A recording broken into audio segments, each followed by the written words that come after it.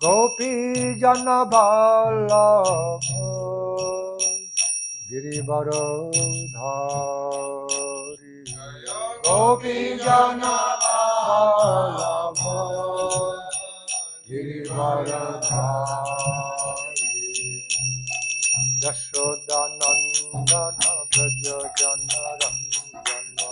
Yashoda Nandana Braja Jana Ranjana. Yashoda Nandana Braja Jana Ranjana. Yashoda Nandana Braja Jana Ranjana.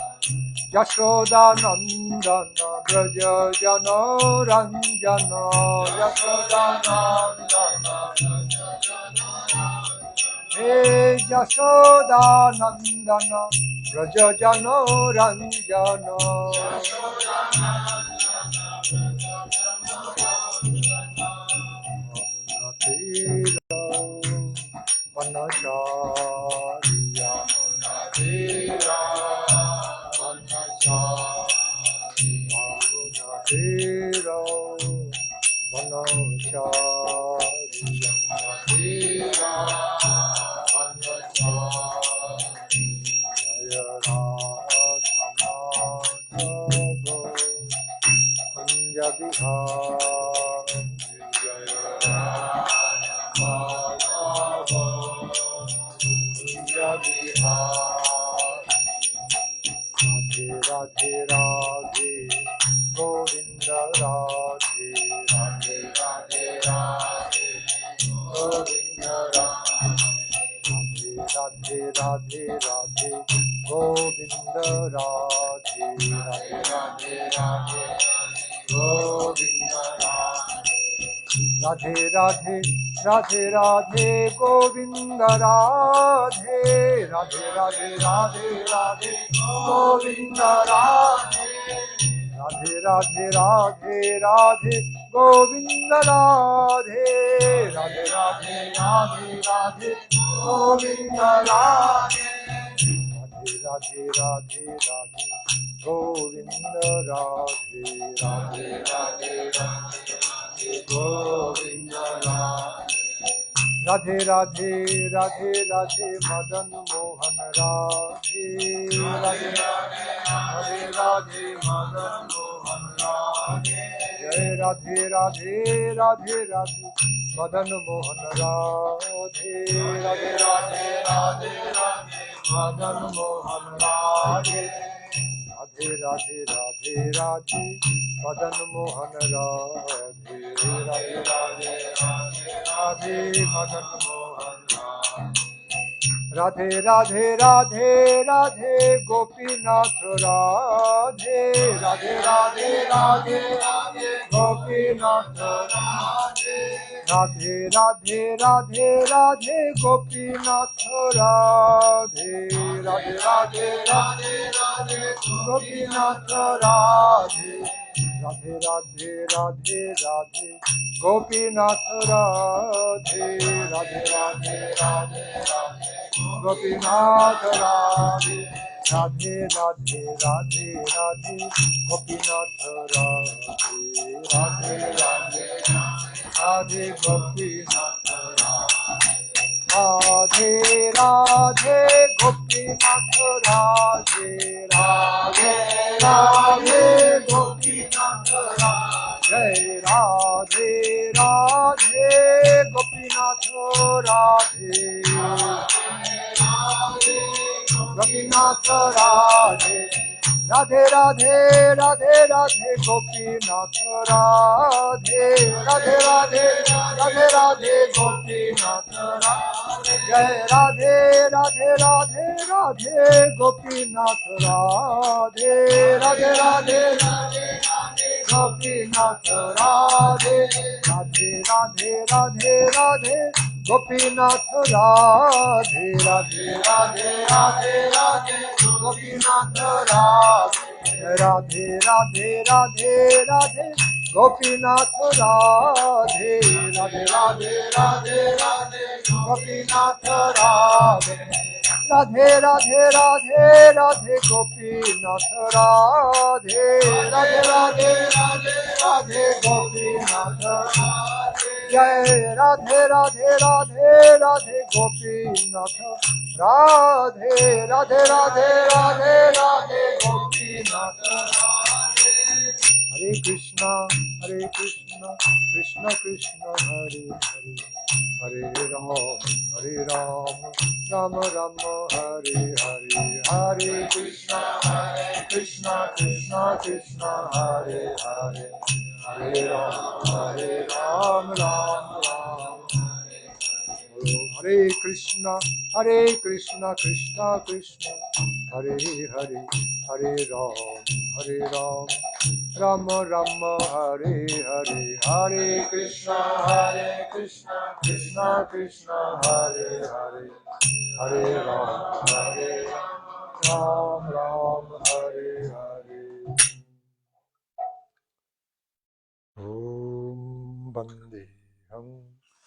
Bandeham Sri Guru Sri Juta Padakamalam Sri Gurun Vaishnavangscha Sri Rupam Shagrajatam Sahagana Raghunatha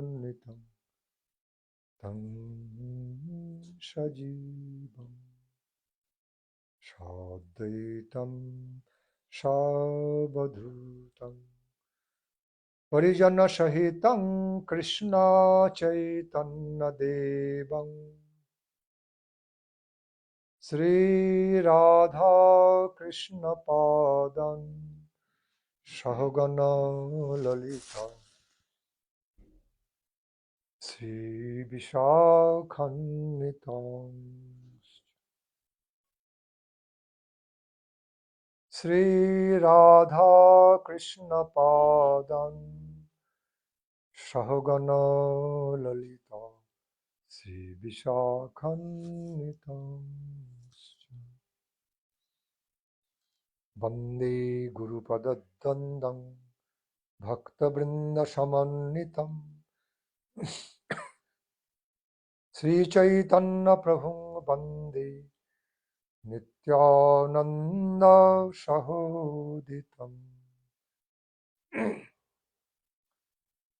Sri Nandanandanang Bande Radhika Charanadvayam Gopi Jana Samayuktam Vrindavano Manoharam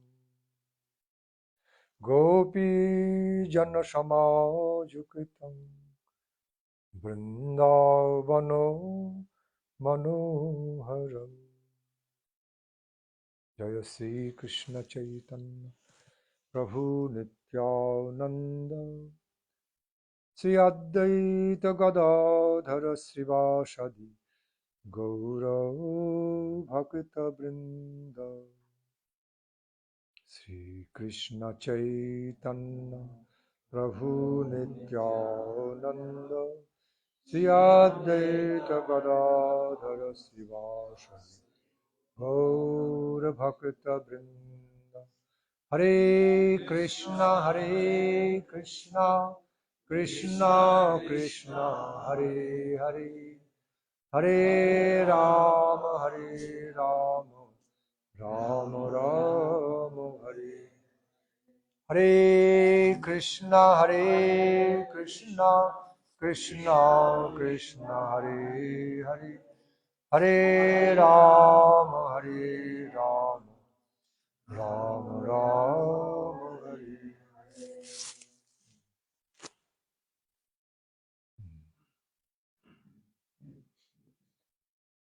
Is there any specific topic of discussion this evening?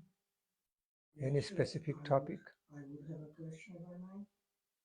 Okay. It's about the nature of devotional service in relation to our attitude to it, in the sense that sometimes because we perceive this material world as imperfect, sometimes we pray to Krishna, please engage me in your devotional service so that I can get out of this cycle of repeated birth and death, so that I can get to the spiritual world, in the best case to Goloka Vrindavana.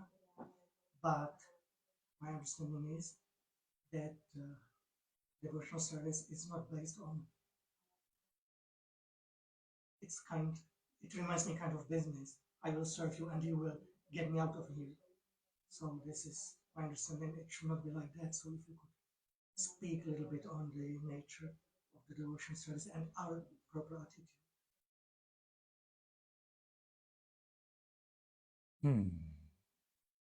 Yes. Indeed, a beautiful and beneficial question. Appreciate it.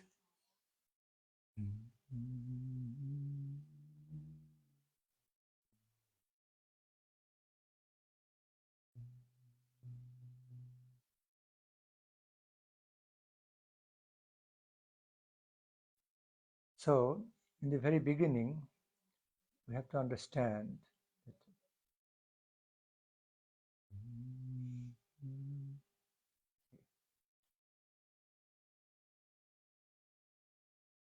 I feel into the beautiful, loving consciousness of all the devotees assembled here. So, first I would love to congratulate, I would love to extend my loving greetings to all of you, the devotees. As I just look into the face and look into the appearance, feel into their consciousness, and simply feel into their goodness and sincerity and some eagerness to hear Krishna Katha. Right now, it's in all of you, some sincerity, some sort of sincere devotion to be hearing Krishna Katha. I respect that. Hare Krishna. So, coming back to the answer of your question. First of all, we have to understand the very nature of devotional service. What is devotional service? And how it has to be done, with what temperament and mood, feelings it needs to be done. Because by the very word devotion, it is understood that it is devotional. It cannot be conditioned otherwise, cannot be conditioned in any other way, but devotion should be devotional, pure devotion. So, the very temperament and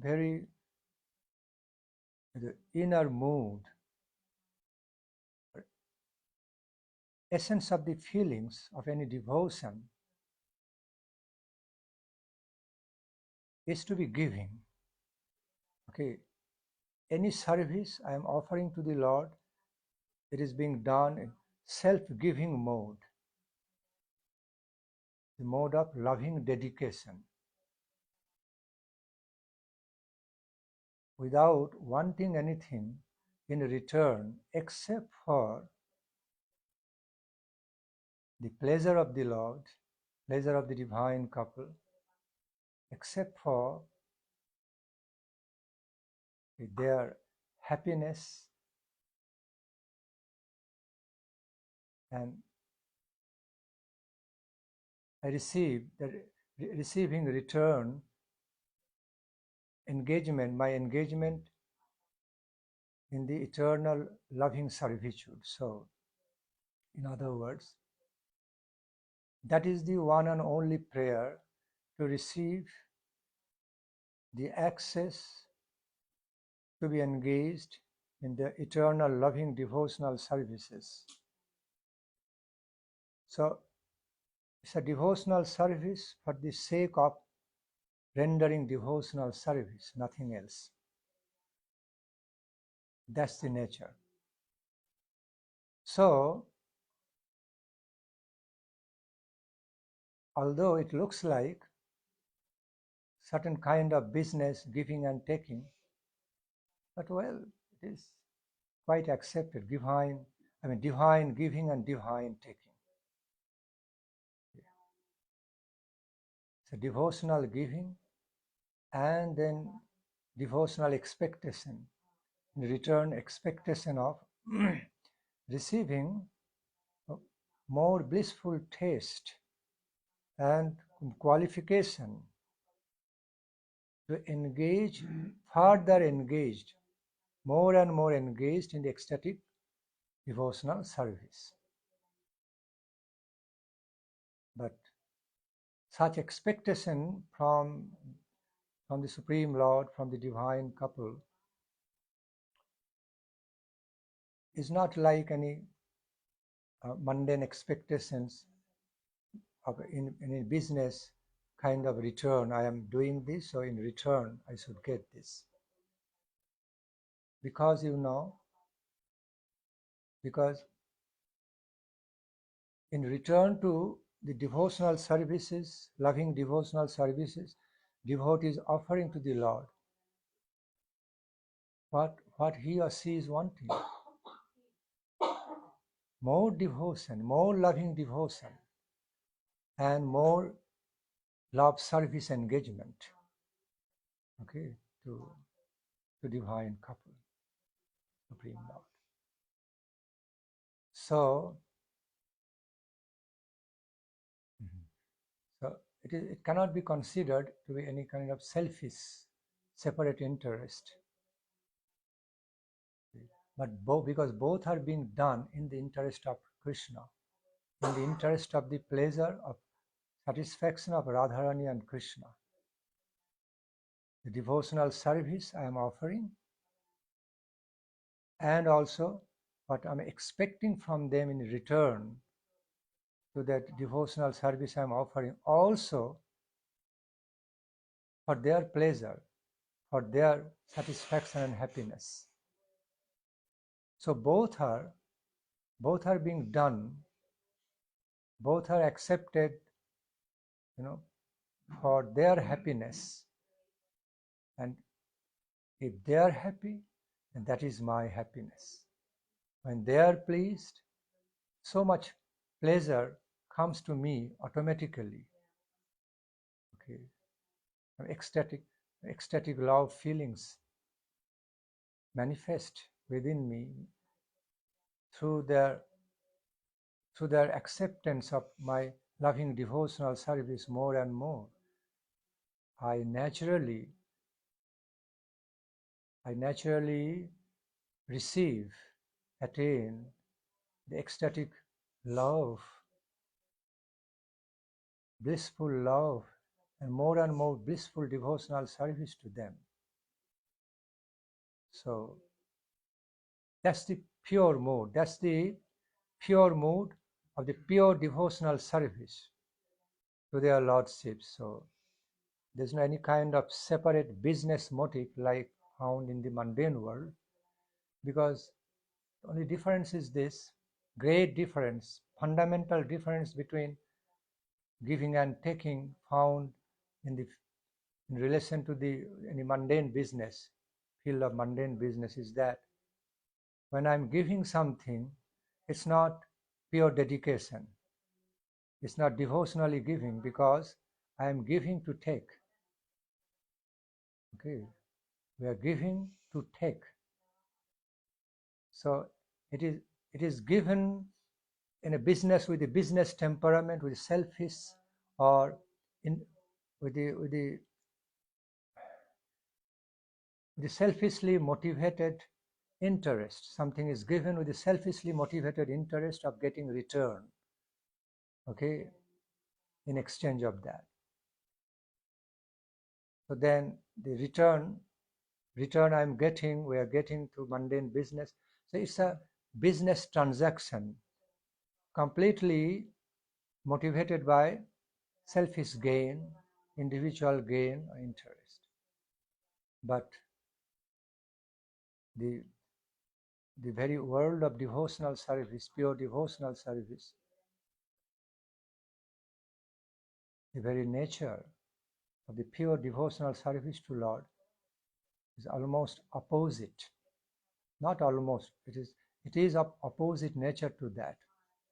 Because from the very beginning, there is no selfish interest, no separate selfish interest. Okay, no interest separate from Krishna, Radha-Krishna, the beloved, our beloved master and mistress. So, I repeat, there is no individual separate interest. So both are being done, giving and taking through the service relations, both are being done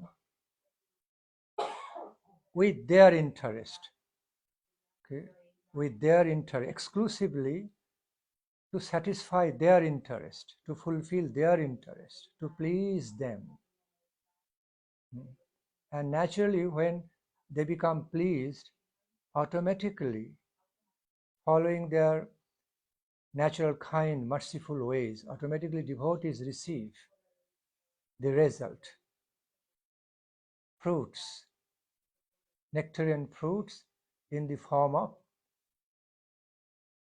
ecstatic love, blissful love of Radha-Krishna, blissful love of, okay, their blissful love and more desire to be engaged more, blissfully engaged in the loving service, ecstatic love services.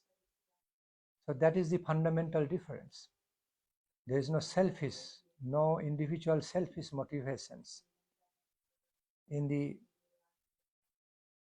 field of the dealings, the transactions of the pure devotional services. It has been described in Holy Scriptures. What is kama, what is prema. So, kamana means mundane business is there, the motive of mundane business. Mundanely business motives there, giving and taking. This called, called kamana, kammo karma, means it is done, everything is given, everything is offered in the so how many are there for understanding the Czech language?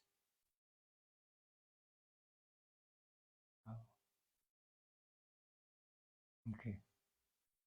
So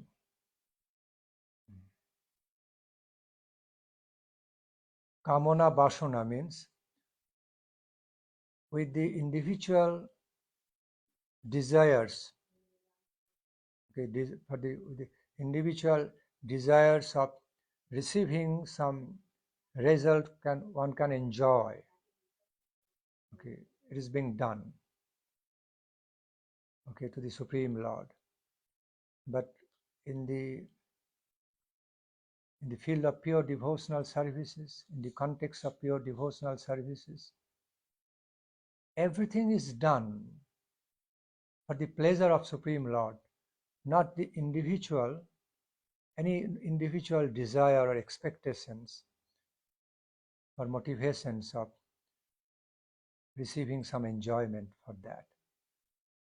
So to make everything is done and offered in the devotional service to please Krishna, for the pleasure of Krishna exclusively, Radha-Krishna, and not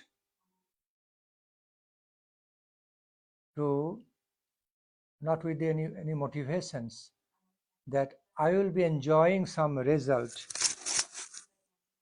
I will be enjoying I will be having great gain, I will be enjoying big result, nectarine result, I will be so fulfilled by that, that's why I'm doing. It's not that. Rather, the mood of prema is, I'm simply so happy. I'm simply so blissful to be giving and giving and giving, devoting myself in your service. And I will feel blessed if you accept me, if I am absorbed, fully accepted and absorbed and embraced. If all my services are fully absorbed by you and for your happiness, that you take pleasure, that's all my interest, my Lord. All I'm doing, all services I'm rendering in devotion exclusively for your happiness, for your satisfaction and pleasure. And when I feel you are pleased, you are happy, I feel so happy in return. And that is quite natural. That kind of happiness and satisfaction, blissful taste, which comes as a result of rendering pure devotional service, offering pure devotional service, is also taking, but it happens naturally, very much unlike the mundane business way of transaction with separate individual interest. But it is happening, my taking is fully happening in relation to Krishna's taking from me. I repeat, all my takings from Krishna, in exchange of giving my service to him, happening because Krishna is taking pleasure from my service, accepting my service, and he is being so pleased. So his pleasure is reflecting within me naturally, because I am none other than a part of Krishna. Finally, I am also a part of Krishna. Mamai Bangsu Jiva Loki Jiva Bhuta Sanatana. So it will happen by nature, just as some relationship, biological relationship, happening by nature between mother and son, mother and daughter, father and children, cannot be denied. That's the way it is.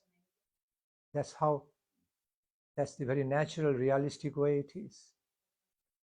So it will naturally happen. The more a devotee will be offering a loving devotional service to Radha-Krishna, more they will accept that service, they will be pleased.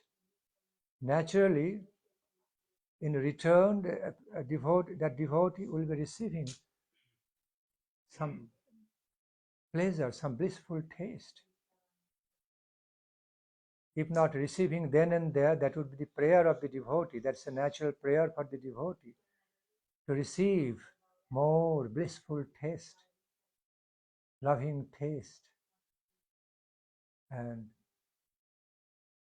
receiving the more ecstatic mood, taste, to engage in further love services to them. Something to be marked. Everything in that business is meant for the satisfaction, for the pleasure of divine couple. And because that devotee is connected, very much connected with the divine couple through the devotional service, in return automatically will be receiving some great satisfaction. Finally, blissful taste of loving service, more and more to them. So, by nature, it is very opposite to mundane, what is found in the field of mundane business. What is found in the field of mundane business, giving and taking, that is more kamo, kamona vasana, sakama. And what is found, what is received through the mode of devotional service, through the path of devotional service, it is prema. It is pure pure loving service, for the loving service sake, for the sake of loving service. Pure devotional services, pure loving devotional services for the sake of pure devotional services, nothing else. So that is the main difference. It has also been nicely described through other verses of the scriptures. What is mundane business motive? What is trying to expect something from the Supreme Lord in a mundanely influenced, mundanely business motivated mind setup, and what is done in a more mundanely selfless way, but spiritually self-full, soulful way. Okay, service is offered, though mundanely, it must be, all services must be offered without any selfish mundane desires to get back in return, that I am doing this for I am to, in order to get the return. If I don't get return, I won't do. So that's the contract. Such conditioning is totally absent in the field of, in the world of loving devotional services, offering loving devotional services. The mood is prema. Prema means I am doing everything exclusively for you, to satisfy you, for your pleasure, not for my individual separate happiness, separate enjoyment. But if you kindly, mercifully accept my services, you feel pleased, that is my happiness, my Lord, because I love you. I am your devotee. I feel loving devotion to you. I want to have that loving, that eternal loving devotional relation with you. Your happiness is my happiness. Your pleasure is my pleasure. My only prayer, please be increasing, please be helping me in such a way so that I receive my taste to be serving you more and more. I have more taste, more nectarine taste to be engaged, to be offering love services to you more and more in my life. That's one and only desire and motto, interest of mine, nothing else. There is unconditional. There's only one condition, but selfishly unconditional, but selflessly, devotionally conditional. I repeat, although it is selfishly unconditional, but it is devotionally, selflessly, devotionally conditional. Only for the sake of the pleasure of Supreme Lord. So much difference, sky and earth difference between two temperaments. One is mundane business, another is higher spiritual business, devotional business. You have any related question? Is it clear to you? Yeah, it sounds it sounds clear, and in a sense it sounds simple. But follow-up question comes out that, as you said, in the mundane world, it's always a business, give and take. We can see it on a gross level, but on a subtle level, it's sometimes really hard to see it, because we can be tricked, we can have some inner motivations that even we can't really see them as motivations. And we think, okay, I'm doing it for Krishna, but on a subtle level, there's some I am doing it for my personal gain. Yeah, and on a subtle level, it's not seen directly, but still it's impure. So it's, as I said, it seems simple. On the other hand, it's difficult to get rid of these inner subtle motives.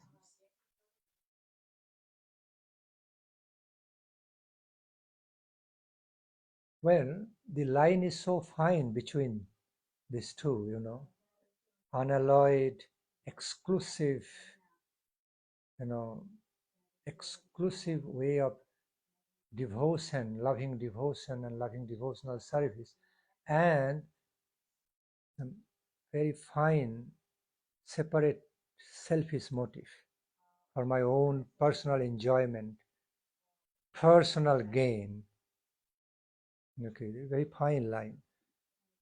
Well, in the beginning, in the Kanishtadikar level or Madhyamadikar level, that those temperament, those notions will be going on. We cannot do anything. It will happen naturally, according to our constitutional nature. But that's how we are used to it. To have transaction. That's what is our lifestyle. That's the way we're used to it, habituated with. That's the way our mind setup works. Everything is organized and flowing. Our thought process, ways of feeling, thinking, willing, all set up in that way. If I am giving, I'm going to take something. But when I'm giving, in return, I'm going to have something for my pleasure, for my personal, individual satisfaction and enjoyment. We cannot totally avoid it. So in the Kanishtadikari and Madhyamadikari level, that kind of notion and tendency can be there. You don't need to worry about. Although it's there in a fine way, not in a gross way anymore, due to the repeated, or due to our repeated hearing, repeated learning that we are not supposed to have an individual selfish motive to return, to have some return, have some gain in return with our individual selfish motive of enjoyment. We're hearing about it repeatedly, learning about it, and we're consciously trying to avoid that and trying to render all our loving devotional service, offering our all loving devotional service in a more selfless, mundanely selfless way, but devotionally soulful way, as much as possible for us. So we become conscious of that reality and trying to do everything with the right spirit, right temperament, very appropriate temperament suitable to the nature of devotional service. So as long as we have that sincerity, whether or not we are able to do exactly, but as long as we are having the sincerity behind that, I want to render all my devotional service exclusively for your pleasure, for your interest, not for my interest. As long as we have got that sincere motive, sincere intention, whether or not we become able to do it, have it in the Kanishtadika or Madhyamadika level, it doesn't matter. Lord accepts, recognizes that sincerity behind, pure sincerity, honest, the honest motive to have pure devotion, pure devotional way, pure devotional sentiment. That truthful sincerity, truthful motive, at least the endeavor to have that is there behind. Okay, whether it is successfully being implemented or not, that's a different case. We cannot do everything then and there. But at least that's the sincerity behind, sincere motive is that. Then Supreme Lord accepts that and finally blesses, at some point blesses, helps with special blessings in such a way that the devotee, that devotee becomes qualified, to at some point to actually have, pure devotional motive instead of separate individual motive. Okay. So Lord helps some point. Okay, by recognizing, appreciating the sincerity, honesty, sincere endeavor, very honest, truthful endeavor, at least the notion of that, okay, of the devotee, in order to offer all devotional services. Ultimately Krishna kindly qualifies all his endeavor to become purer. So back to the point, on the Kanishtadhikari or Madhyamadhikari level, even if some sort of fine, very subtle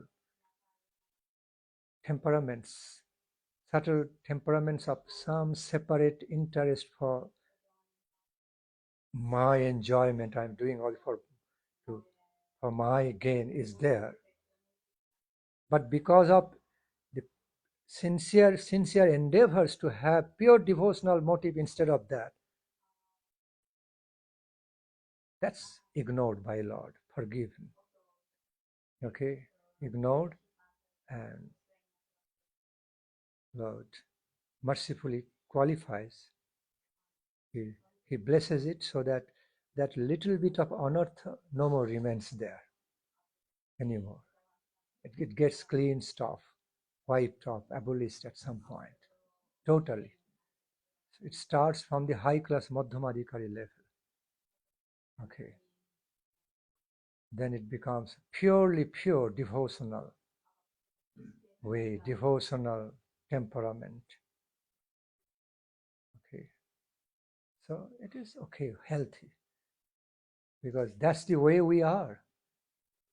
We are habituated, always everything is organized and everything is flowing, everything is so set up in our life. We cannot think of anything otherwise. If I do something, in return I expect some gain, individual enjoyment. But when it is being done with positive mood, more positive motive, positive spirit in relation to Krishna, trying to avoid that and trying to having gain, but having gain through Krishna's pleasure, not having gain for my own pleasure, for my own business dealings, then it is healthy. Up to Madhyamadhikar level, it is healthier. Medium Madhyamadhikar level. And thereafter, it begins to be manifesting after the higher secondary Madhyamadhikar level, intermediate devotional stage, it starts manifesting in a more purer way, purer devotional way. Okay. Krishna's interest becomes his interest, her interest. Krishna's pleasure becomes his pleasure, her pleasure. No more separate expectation of separate enjoyment. Okay. If you want to return some ecstatic feelings, ecstatic taste because of my service, please do so, Lord Krishna. If you don't want to return, also fine. I'd like to go on unconditionally, without any expectation of any return. I would like to go on unconditionally for my lifetimes, lives after lives. Okay. Although, again, with a very fine expectation at the back of my mind, at some point, because you are kind Lord, you are Lord of all kindness and compassion and mercy, you'll definitely be returning something to me. But I'm so happy to have that return, and I can have some loving devotional right also to get some return in that way. What is that return? Blissful taste. Further blissful taste in your devotional service. For further engagement, further pleasure, my further ecstatic taste to further engage in your devotional service and to please you further and deeper with my devotional service to you. That's my only one and only interest. All in relation to you. But I have no other interest. I have no interest other than yours. I have no other separate interest without you. So my interest is completely unified, flowing with your pleasure, with your satisfaction. Okay. And because I am your devotee, I am your lover, I am your devotee, I am your devoted servitor. So naturally, I can have some loving claim, okay, to have some return. That's my birthright. That's my devotional right. It's not my enjoying right, but my devotional right. Okay, to have that loving devotional right. That is prema. Prema has also got some nature of loving claim at some point, a devotional claim. And that kind of claim pleases Lord Krishna, Radhika so much. They want to have that kind of claim. They want to feel, they want to taste, relish that kind of loving devotional claim from their devotees and associates. Okay, it is a kind of demand and claim opposite to mundanely enjoying demand. Mundanely enjoying demand means I am being the master of enjoyment, I am being the lord to lord over. But that the nature of that devotional claim is simply opposite to that. Opposite to that. Why? Here I am not separate from you. I am not a separate enjoyer, my Lord. My enjoyment, my pleasure, my satisfaction, everything now happening depending on you, on your satisfaction and pleasure. So what can I do? I have to live my life. I have to live my natural life in relation to you, in relation to some ecstatic devotional feelings, taste, my nectarine taste, blissful taste of engaging in love services to you. That is my life. That's all I have got. Otherwise, I cannot live without that. Then there will be no existence of mine. If I don't have that, then I don't feel myself in relation to you. I do not have my life divine in relation to you if I don't have that. So it's a loving devotional claim, loving devotional right, and that is very fine. That is very appropriate. One should have that. Devotee should have that loving devotional claim and right. Can expect. Das করি বেতন মোরে দেহ প্রেমধন. See, that's the condition. That's how it is explained in Chaitanya Charitamrita. I am your loving servitor. Please make me, accept me, absorb me, my everything, absorb my heart and soul, everything in your loving service.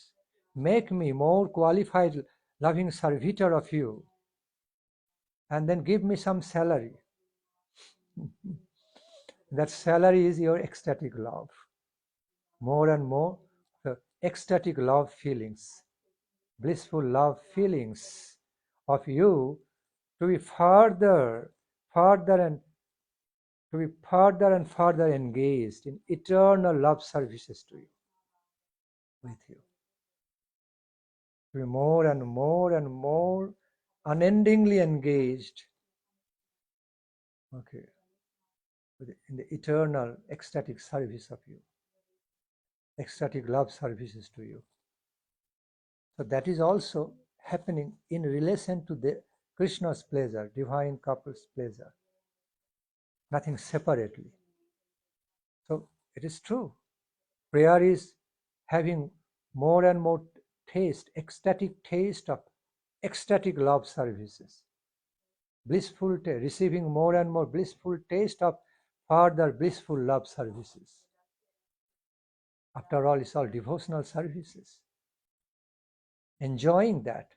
But it's a devotional enjoyment, not enjoyment as exploiter. So there's a lot of sky and earth difference between the mood and mode and temperament of some mundane enjoyment, being exploiter, exploiting mundane enjoyment, selfishly exploiting mundane enjoyment, and selflessly or soulfully devotional enjoyment. Devotional enjoyment, devotional gain. So having devotional enjoyment, devotional gain, devotional experience and gain, all right. That is relationship. Devotee can claim that by that love relationship. It is again dedicated love relationship. It is not business. It is not the love relationship of that of business transaction. Okay. Not that. The love relationship of purely devoted nature. Love of devoted nature. That is prema.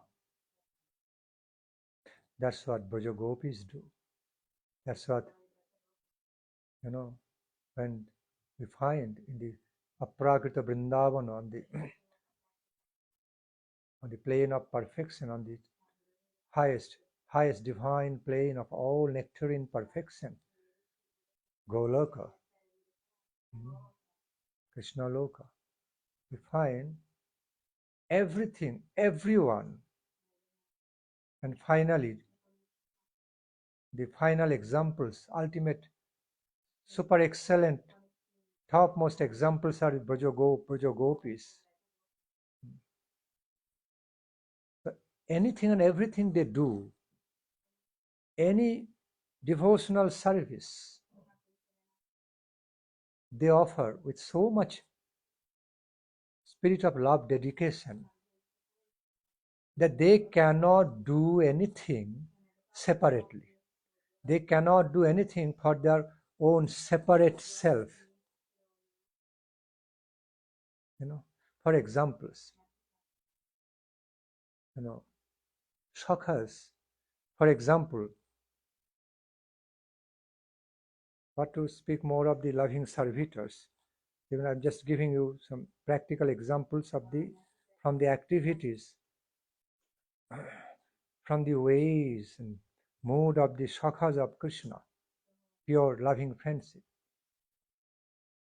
Before, had some delicious food in hand, delicious fruits, forest fruits. Before even putting in the mouth of Krishna, that shakha is first tasting himself to taste how sweet, how tasteful it is, and selecting by that way. If that fruit is not so tasteful, because forest fruits not so tasteful, rejecting, then eating first and tasting. As soon as you find, oh, it is very tasteful, delicious, they are not eating anymore. They are forgetting to taste it more with greed, putting in the mouth of Krishna. Sakha, you taste. That's their pleasure. Not, oh, because it's so tasteful, so let me eat it without giving to Krishna. See, that will be mundane, business, temperament. Okay, I will give to Sakha later on. There are many nice fruits, many other tasty fruits are so tasty I cannot check my temptation, greed, so let me eat. Sakha will not mind, just taking some license in that way, and I am eating. But the Sakha's mood is not like that. As soon as taste is so super delicious, immediately putting in the mouth of Krishna. Sakha, you taste. For Krishna's pleasure. And that is their that Shakha's great pleasure, real pleasure to please, to supply enjoyment to Krishna, to give pleasure to Krishna. So they are taking so much pleasure by giving pleasure to Krishna. See the way their divine love, devotional love is flowing. And then at some point when Krishna says, oh, I have also eaten, very tasty, you take, then they are accepting. Oh, you are giving because they are Shakha. Give me. Yes, tasty. Eat more and give me more. Loving claim coming. Because they are following the flow of Krishna's pleasure, because that's the way Krishna now wants to feed him. Feeding him back. So they are also reciprocating. They are giving to Krishna and also taking from Krishna. But through devotional mood. But originally they don't have any selfishly motivated mood that I must taste, I must have it first, then Shakha is secondary. No. They are accepting everything as prasad of Shakha. Through Shakha, when given by Shakha, then they are accepting it, returns with so much pleasure. That's the way it's working. See? I mean, in many ways, the Shakhas, Sakhis, Manjaris, the way they are engaged, absorbed in rendering their devotional services, fully to please Krishna, Radhika, they are exclusively for their pleasure, how they will become pleased. And they are very careful how they will not be pleased. So they are eliminating the ways which will not be pleasing to them, pleasing to their sweet will. But at the same time, on the contrary, they are accepting, embracing those ways, with so much love, which will be pleasing for them, and they are doing everything accordingly. Okay. And that's their nature, mood. Other examples, Braja Gopis are beautifying, they're decorating their body, beautifying themselves for Krishna's pleasure, ultimately. Generally, one is beautifying, decorating one's own body. I will look good, I will look beautiful, I will be attracting others so that I can receive enjoyment. That's the temperament, mundane temperament. Okay, so I am doing it, decorating, I am taking care of my body, decorating myself, beautifying myself to feel some pride, satisfaction. I am so beautiful, I'm looking so beautiful. Now I'm looking so great and handsome, okay, bright. Everybody will be attracted to me, and that way I can have enjoyment.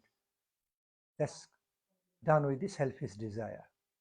And herein, Braja Gopis are decorating, beautifying their body, because Krishna will accept me. So how can I offer myself in a just ordinary, general way? Okay, I must be looking beautiful, decorated, but not for my own cause, to give more pleasure to my Lord, my beloved Lord. How can I offer myself in so ordinary, cheap class way to them, to their mind, although everything is super top. They are the goddess of super excellent beauty all the time. They have no ordinary level, although, but out of humility, out of devotional humility, they feel the necessity of taking care of their body further decorating and beautifying. What mood and what temperament? Oh, my beloved Lord will be so pleased to look at me. Okay, enjoy my beauty, enjoy my decoration. It will give so much pleasure to him. He will be so satisfied, so much enjoying. I will become so much enjoyed by him. Not that I am enjoying. See the very fine and sky and earth difference. See the very fine but very vital difference. Not that I will enjoy. Okay, how I will be enjoyed. I want to be enjoyed by my Lord beloved Lord to the best. Therefore, I should be preparing myself for His pleasure. They are doing everything for Krishna's pleasure without any separate selfish interest of enjoyment. That is prema. And when they are being accepted by Lord, when they're all being closely, intimately accepted by their beloved Lord, being enjoyed by their beloved Lord, the more they be enjoyed, the more they receive enjoyment. And this is not done selfishly, that I am enjoying Lord. But by giving, by supplying, providing more and more enjoyment to their beloved Lord, naturally they are receiving enjoyment, pleasure. By pleasing Lord, they are getting pleased. Okay? By supplying, by providing all enjoyment to their beloved Lord, with all loving devotion, loving dedication, as they feel Lord is enjoying me, my beloved Lord is enjoying me like anything, enjoying me so blissfully, then they receive in the relationship, natural relationship, in return they also receive so much enjoyment, so much pleasure, bliss, that is flowing through devotion. Okay. Yes, that bliss, that blissful taste they are receiving in return, quite natural. That is the essence of devotional life. That's the very substance and essence, very life of the devotional life, of relationship with the Lord. If that is not there, nothing will be there. There will be no love relationship with the Supreme Lord. There will be no loving devotional relation, no relation of the love service with the Supreme Lord. It has to be some entity, has to be some existence, some, otherwise, where is the Leela? Where is the taste? Where is that experience, ecstatic, super excellent ecstatic experience of love of Krishna Radhika, and ecstatic experience of engagement in loving service to them? Where is that? It will be zero, one-sided only. It will all be one-sided only. Only Srimati Radharani and Krishna, and there will be no side of the Parikara. They are devoted lovers and devoted servitors. It will be incomplete. It will be impersonal type. One-sided. Cannot be like that. Parikara Vaishishta, Nam, Roop, Guna, Leela, and finally Parikara Vaishishta must be there. Parikara Vaishishta must be there in full swing. Parikara Vaishishta means the transcendental characteristics of divine love relation, devoted love relationship, ecstatic love relationship between divine couple and the associates, loving servitors, called Parikara Vaishishta. I repeat, Vaishishta means characteristics. The divine characteristics, transcendental characteristics, the ambrosial characteristics of having the exchanges of devotional, of ecstatic love relationship, blissful love relationship between divine couple and their loving associates, loving servitors. Without that, there will be no Leela.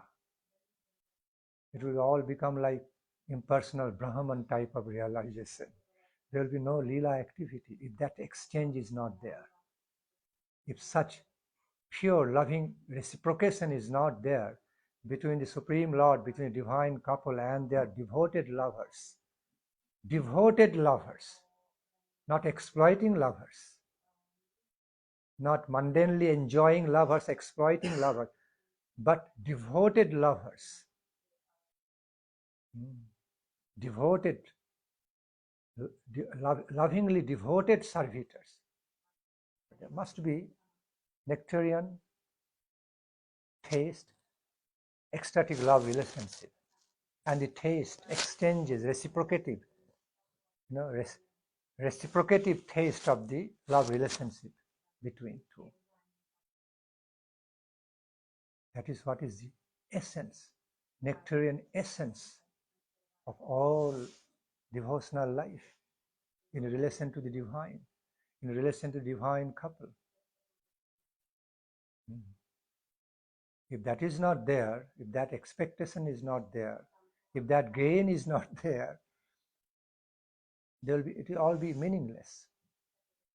There will be no lila, there will be no eternal engagement in the eternal love services, loving service activities. It cannot go on a one-sided way.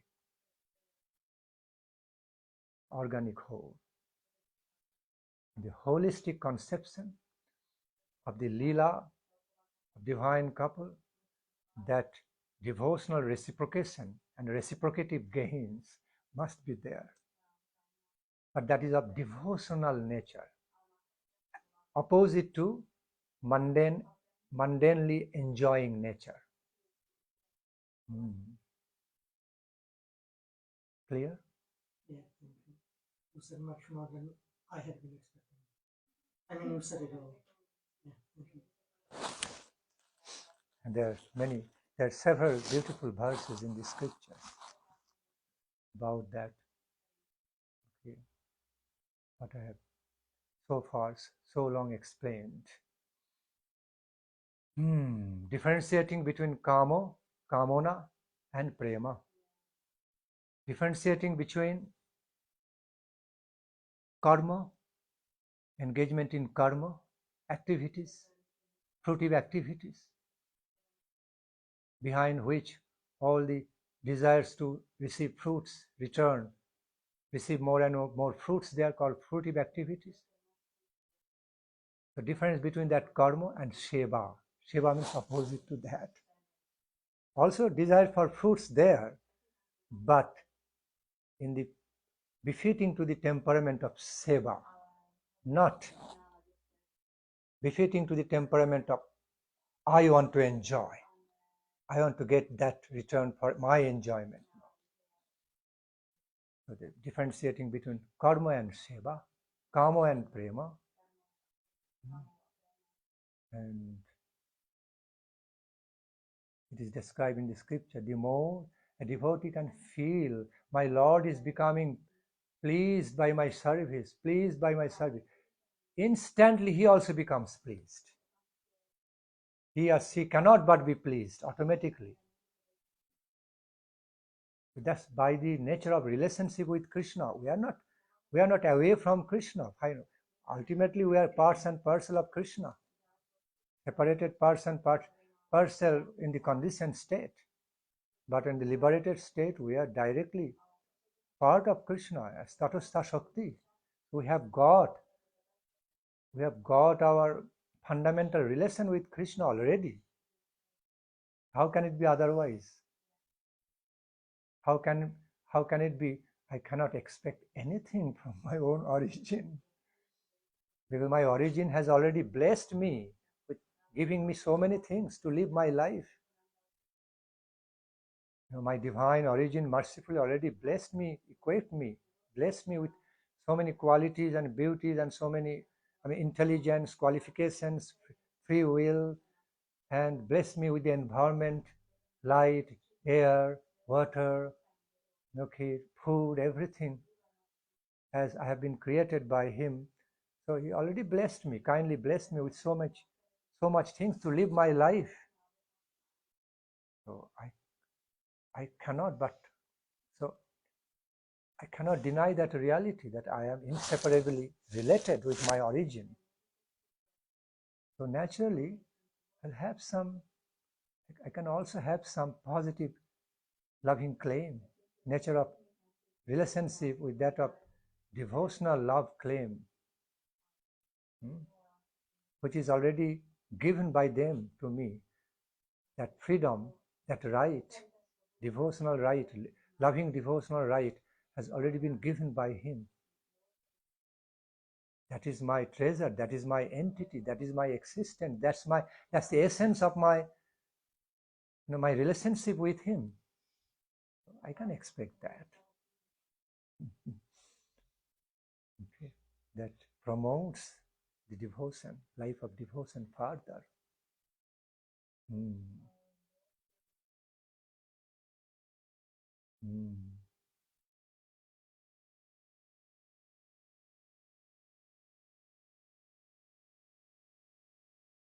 Tatang prasangan mama virja sangvido bhavanti hritkarna rasayana katha tajjosanada shapavarga vatmani sadharatir bhaktir anukramisati. This is another.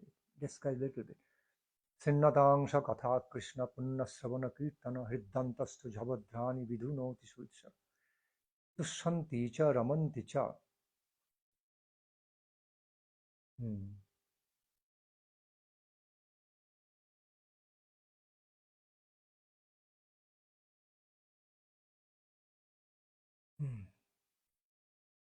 Tavo kathamritang tapta jivanam kavibhiriritam kalmashapaham savana mangalam srimadatatang bhuvi grinanti te bhuridaja. In Gopi Gita, there are some hints of the explanation, hints of the same truth given, taking so much pleasure through Krishna's pleasure. Taking so much pleasure, absorbing so much pleasure from Krishna by giving him pleasure through his pleasure in relation to me. That way. And if they don't have, they miss it so much. Vipralambha comes. Feelings of vipralambha. Some wonderful feelings in love, pain, painful love. Love, pain with Krishna comes. It is so tasteful, so full of taste. At the same time, it is not directly relished in the mood of Shambhoga way. It is wonderfully blissful.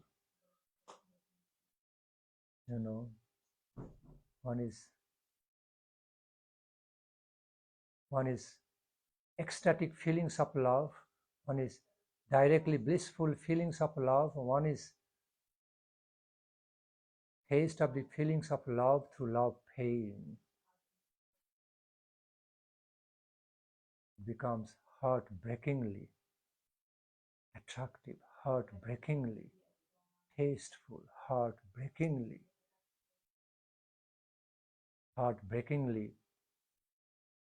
ecstatic, blissful. Cannot always be heart-fulfillingly tasteful, heart-fulfillingly tasteful, but it can be heartbreakingly tasteful also. Both way tasteful. Who can understand this? It's all transcendental. See, it's all the nectarine wealth of the transcendental world cannot be understood by our limited conceptualizations, limited comprehensions or ability.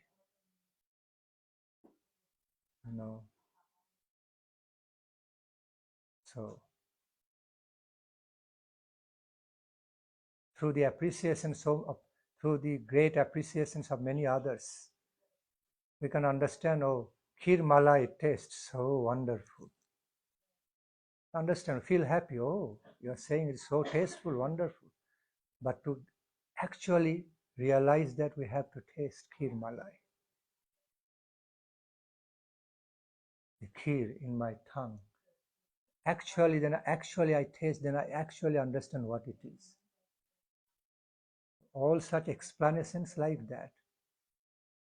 We understand, we begin to understand more theoretically through our beautiful feelings and conceptions, to whatever experience of great taste we have in our life. We start understanding, no doubt about that. And we feel some taste, some great taste to be listening, to be hearing more and more into it. So already some taste of Rasagholla, Kheera is touching our tongue. But we need to go deeper. more deeper way, more deeper, more solid way, intense way, and we'll have more and more taste. That is called realization. You can only understand it in full, relatively full way, relatively perfect way through direct taste, not through explanations.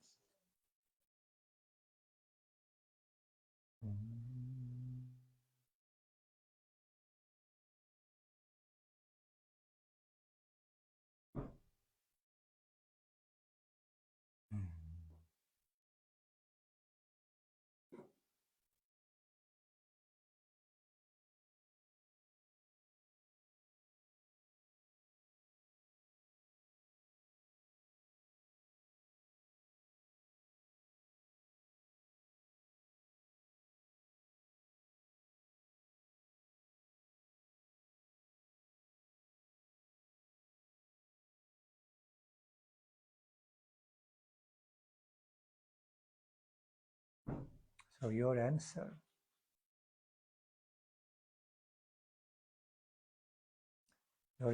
is very beautifully given through certain chapters of Sri Chaitanya Charitamrita, where the nature of Gopi prema have been described. In Rai Ramananda Sangvada, in some portion of the Anta Leela of Chaitanya Charitamrita, specifically in Rupa Shiksha, some touch in Sanatana Shiksha, Rupa Shiksha, but mostly through Rai Ramananda Sangvada, certain portion of Rai Ramananda Sangvada, where the nature of Gopi Prem, Gopi's service to Lord Krishna has been described. You have got all your answers there.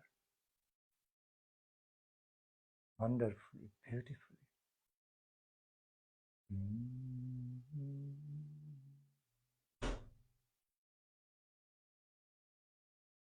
See, look into the song, feel into the song like Madhurashtakam. Look into the loving devotional songs composed by others.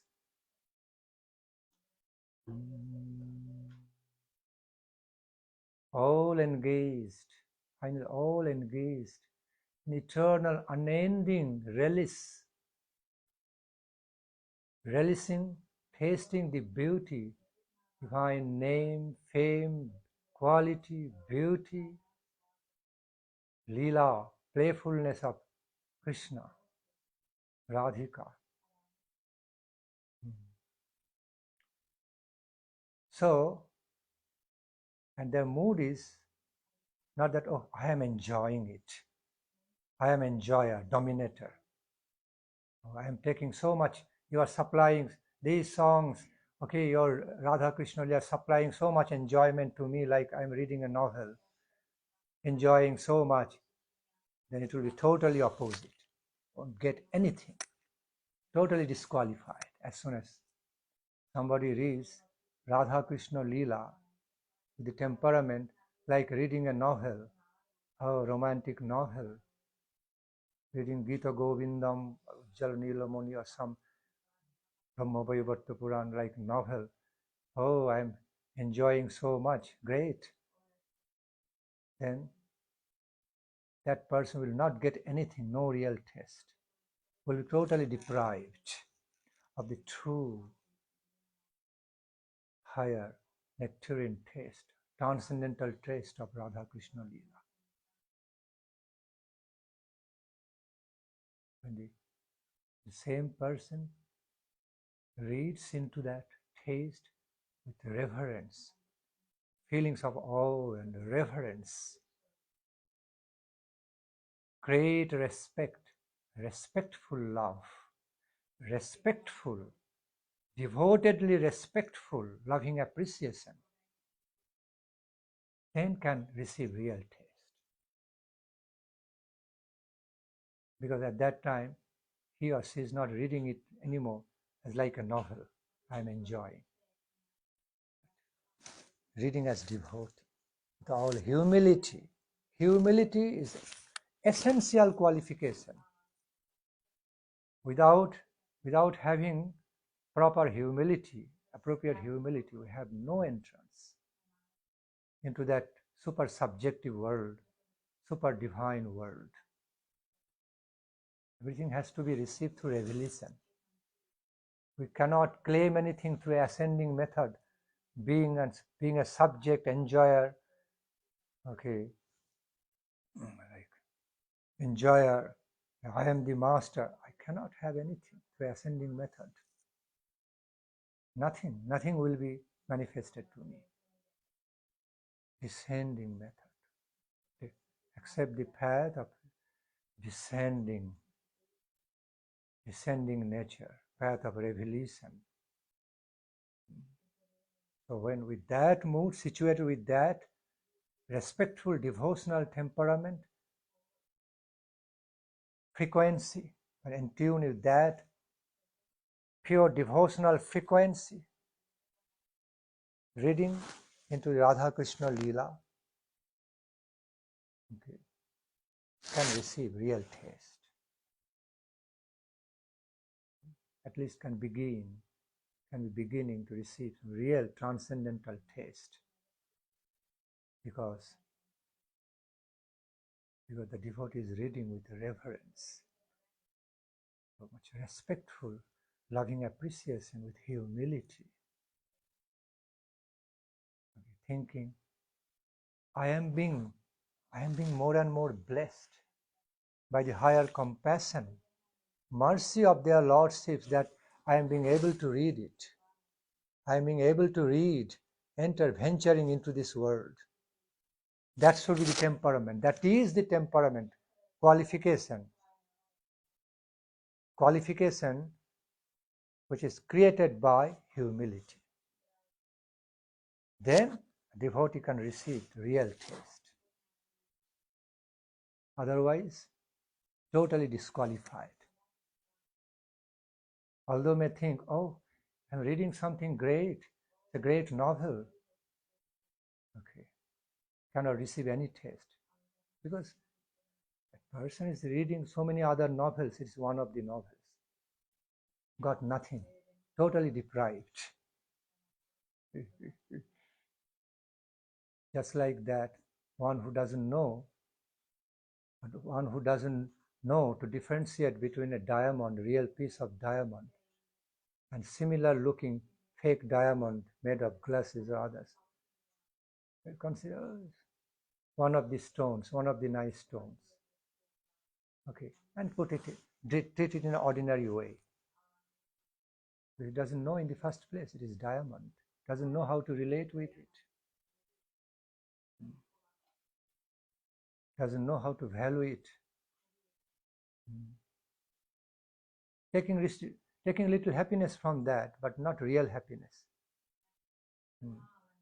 Because he's considering there are so many different types of glittering stones and glittering things. Okay, many things are glittering, but diamond has got very special quality, very special value. But when there's no knowledge, there's no such knowledge of that. So then the person is totally deprived of it, deprived of appreciation, proper appreciation of it.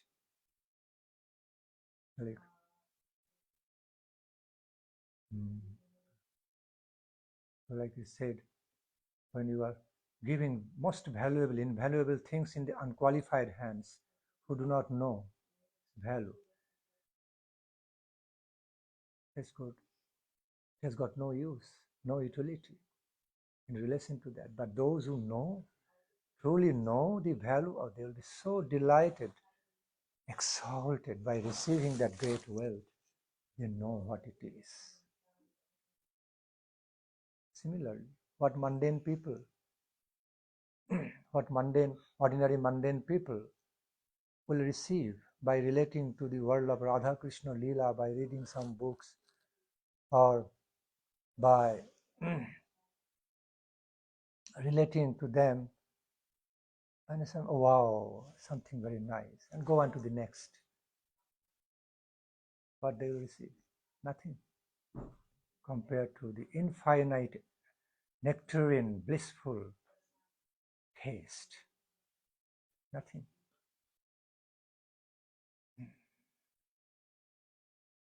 Therefore, our temperament, our motto, our mode, our very mood, our entunement has to be right, has to be proper, appropriate. Then things work, higher things can work.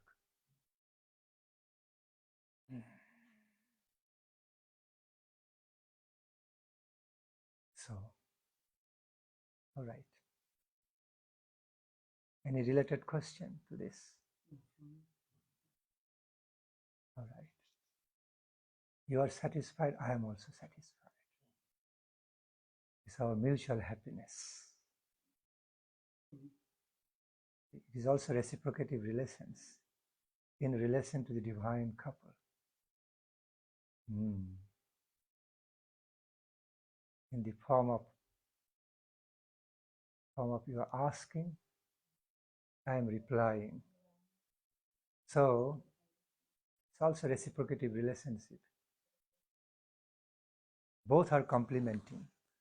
Both are serving the same purpose of description of the glories of Krishna, Radha-Krishna, description of the Siddhanta.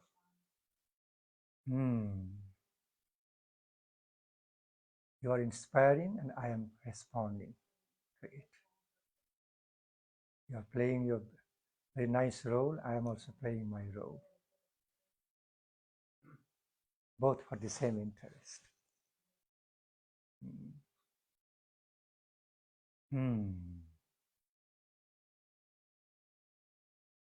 Interest of the divine couple.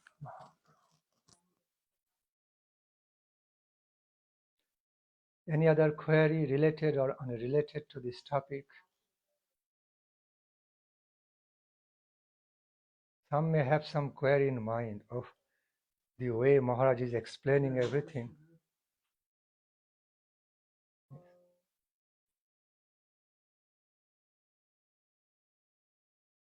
Some may have some queries in mind. The way Swamiji, Maharaj explaining, it is so hard for us to attain. So it can be so hard for us.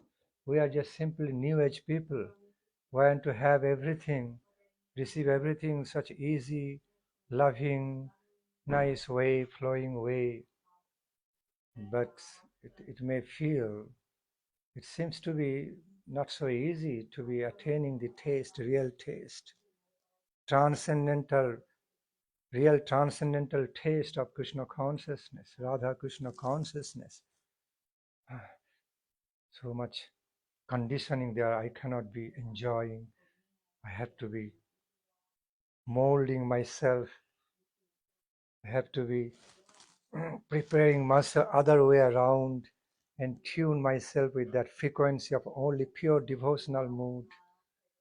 I cannot be myself the way I want, taste from Krishna, easy way. It seems to be a bit hard, not easy way to attain. It can be a question, query from the New Age people. Nice, they're nice heart, good heart. In reply to that, I said, it seems to be very hard, but it's also very easy. If you become just so easily opening, if you are easily opening your mind and heart in relation to the divine couple, the Supreme Lord, simply just opening up with some devotional love spirit of devotional love in relation to the divine couple, that taste of loving dedication already given in all of us. We always feel some nice relationship, loving relationship in relation to our beloved, whom we consider very loved ones. We do feel more or less that we take so much pleasure to be giving, to be doing something for him or her. We take so much pleasure and happiness to be doing something for my beloved partner. whether he or she, by giving. So they can receive some enjoyment by giving, not by taking all the time. So such conception is not absent in the world of love relationship, love feelings. Okay, New Age people understand very well, nicely. So just make it little further, grow with that little further, deeper, go higher and deeper than the ordinary common ways. And you will be discovering it is easy. So also it becomes easier. It's not so hard. It can also be naturally, easily, spontaneously flowing with spontaneous loving devotion. Can also be that. Tad dure cha tadantike. O Supreme Lord, you are so far away from me that I do not feel any relation with you, cannot connect you because you're so distant, so far away from me, being the Almighty, Supreme Lord of the whole universe, infinite universe, being you're so big, so unlimited, so invaluable, I cannot dare to be near, to get near to you. I have no chance, no qualification to be close to you, near to you. At the same time it is said, tad dure but tadantike. Tad dure cha tadantike. But at the same time you are also so near. Same Supreme Lord can be so far away, so distant, so big, so beyond our reach. At the same time it is described, you are very close to me. You are very near by me. I can feel your presence very near to me, close to my heart and soul. My life potency is none other than your potency. My own life, my own being, my own life existence is none other than your energy. Okay? I am living with you, embraced, surrounded by your energy. Without your energy, I cannot have any entity. So, being omniscient, all-pervading, omniscient, omnipresent, you are all around me. You are also very near to me. Depends on attunement of the frequencies. We can be in tune with that frequency of nearness with God. It's all there. It's very close to me. He or she is very close to me, nearby me. I can feel. I can feel of him, directly feel of him, feel into his presence, existence, and be filled with so much happiness and taste, infinite happiness, satisfaction, delight. But when I don't know, I don't discover it, I cannot connect to that frequency, cannot be in tune with that frequency, to the appropriate motivations, then it seems to me he is not nearby me, he is far away from me. So both ways, both ways have been described in scripture. Scripture describes Bhairantascha bhutanam acharang charami vacha, from Bhagavad Gita.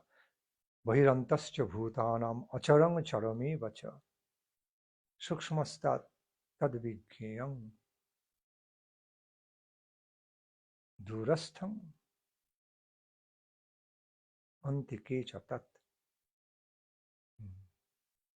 Durastham chantike chatat.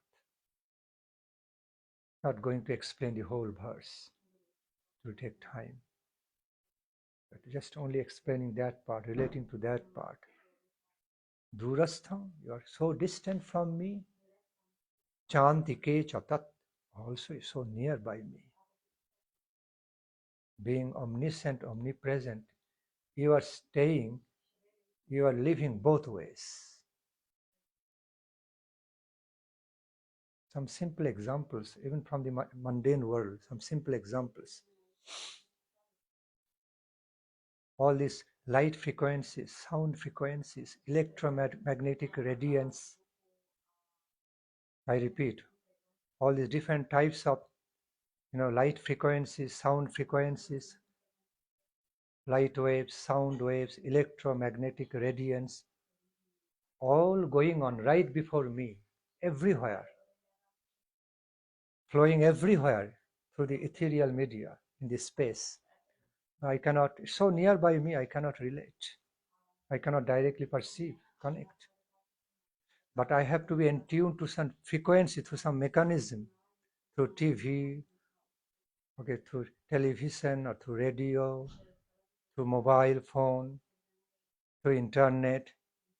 Then I know it's working, tangible to me. As soon as I know, as soon as I'm in tune with the right frequency, I know how to attune myself with the frequency through some mechanism.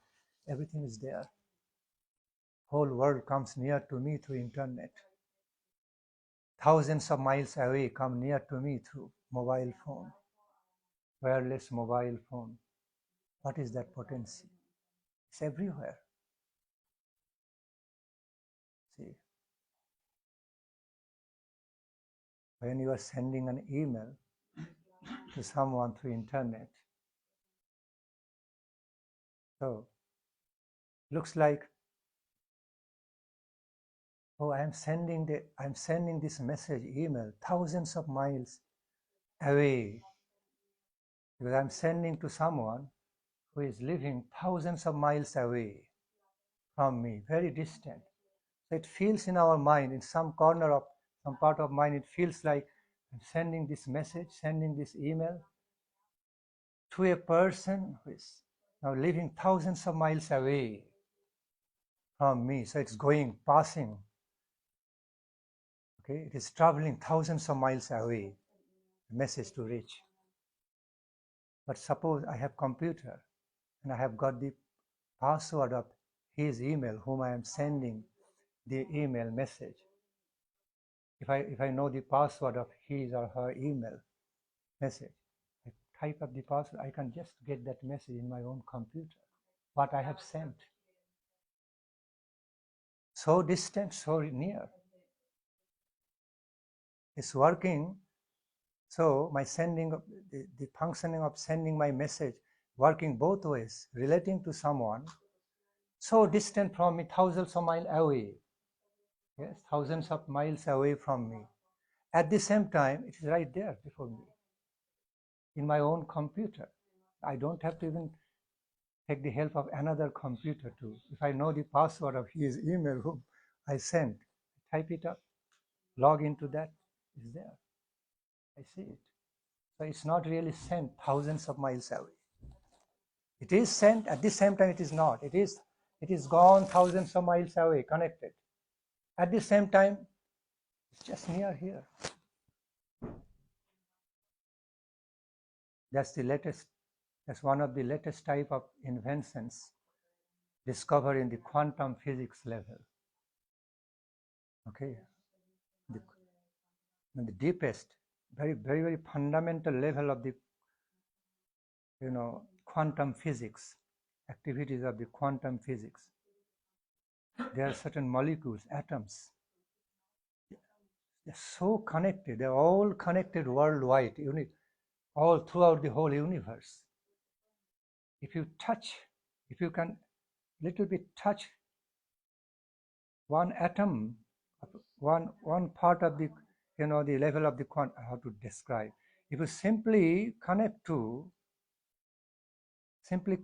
one smallest atom, okay, create some effect in that, make any connection right here, okay, instantly another similar kind, same type of atom situated thousands of miles away, or even millions of, okay, it could be like more than millions of miles away in the universe, instantly having the reaction there. So this distance is no more distance to them. It's like instant. It's even more than electricity speed. It's working, the transmission, that effect is working beyond the light speed. This is called power.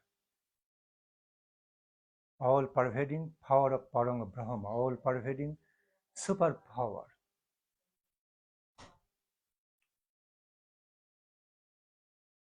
Infinite universal power, and limitless and infinite cosmic power, universal power. In other words, all-pervading superpower.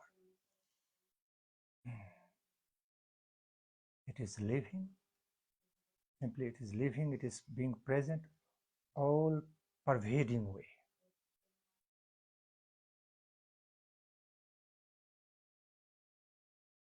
Living in distance, living in nearby me. So living throughout the nearness and distance, both ways. Throughout, all through. It's a through. They're related, interrelated. That's what I'm saying. So distance and nearness, both are so closely interrelated. They are distant at the same time so near.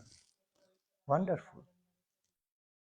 Mystically wonderful reality. So scientists can realize and can receive some glimpse today through the levels of their quantum physics concepts, how it is possible. Affecting one atom of the quantum physics, immediately similar atoms situated thousands of miles away, even maybe millions of miles away,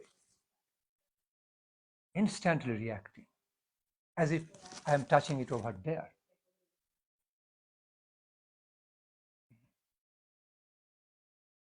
Like it's one being. Like I'm touching here, I can feel. I don't feel, oh, I'm touching distant from my head, the tip of finger, so it will take some time. Instant. As soon as I touch my finger, instant. No difference between brain perception and finger perception on the tip. Instant. In similar way, because whole universe is connected by the same all-pervading superpower.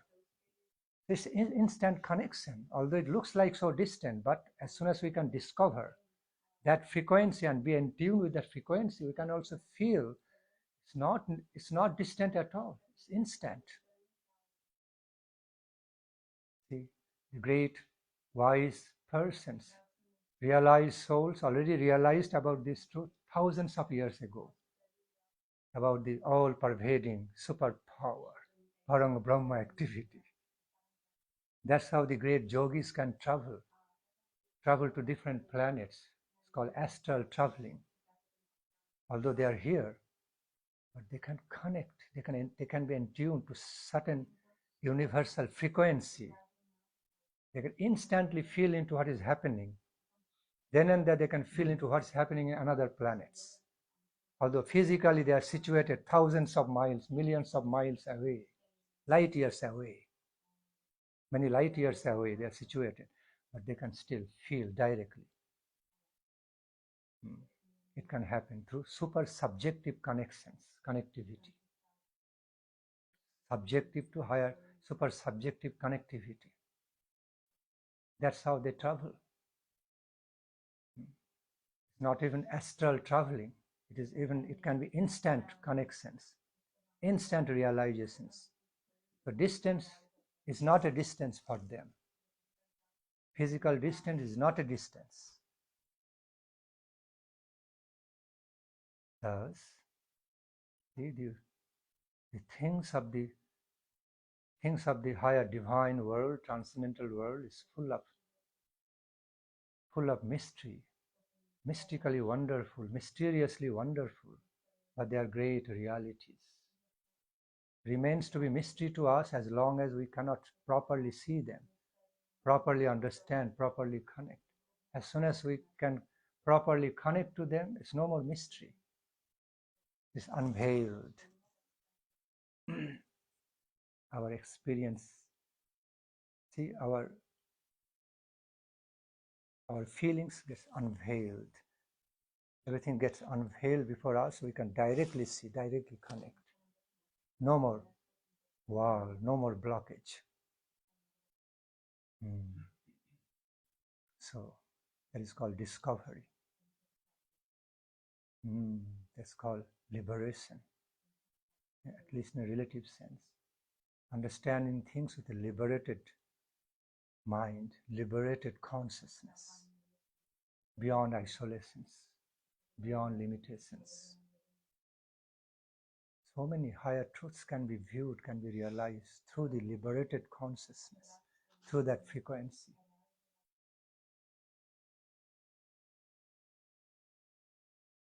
Any further query?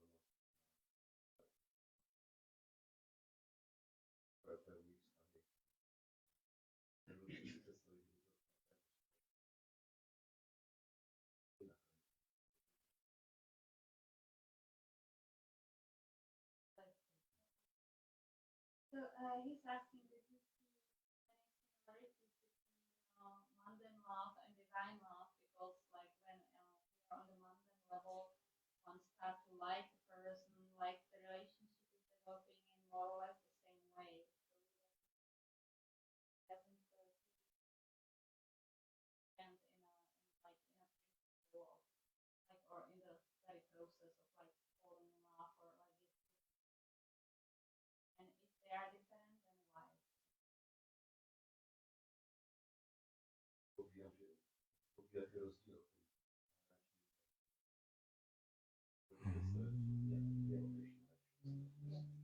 It's not denying the differences that we have talked about before, but still he doesn't feel like there was some conflict.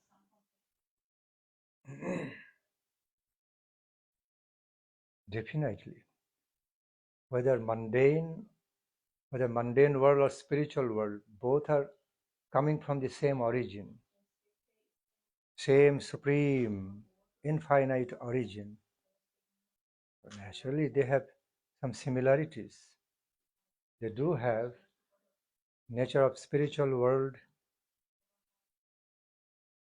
the nature how the spiritual things flow, mundane things flow, the nature how things work in the spiritual world and mundane world definitely have some similarities. But again, I'm saying similarity, they are not same.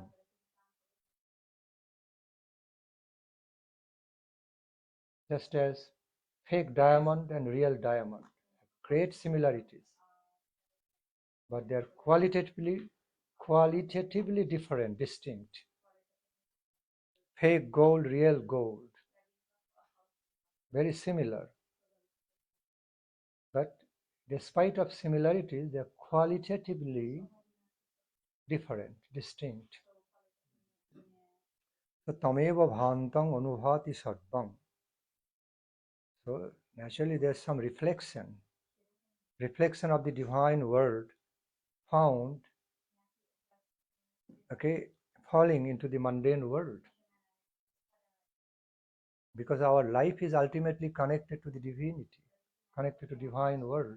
Our nature of soul, unconditioned soul, is not mundane, it's divine nature.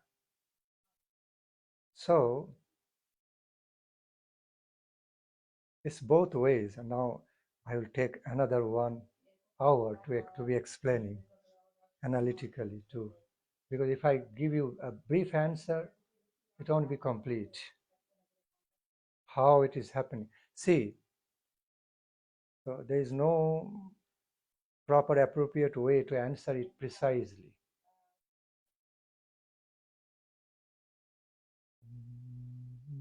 I'm trying to look for a way, for a precise, if there is any way to answer precisely.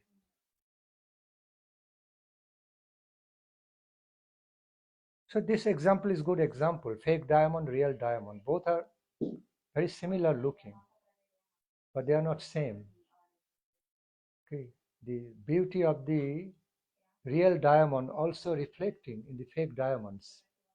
Therefore, that's creating some illusory concept of diamond in that also, although it is made of glass. Some other fake gold, looking like gold, okay, by outer complexion, but not by inner quality. So it cannot be compared with the real gold by inner structure and quality, not just by outer complexion. Similar, same thing, same principle applies between a fake diamond and real diamond. A fake diamond will be easily crushed, not strong at all, easily crushed. Its color, diamond-like color will go away easily, fade away. Okay, it has no longevity like the real diamond. So, real diamond is so qualitatively distinct, different. Although they are looking similar, some of the ways, some of the complex and colors of the real diamond also reflects in the fake ones. We cannot deny that. Similarities is there. So, looking for other examples.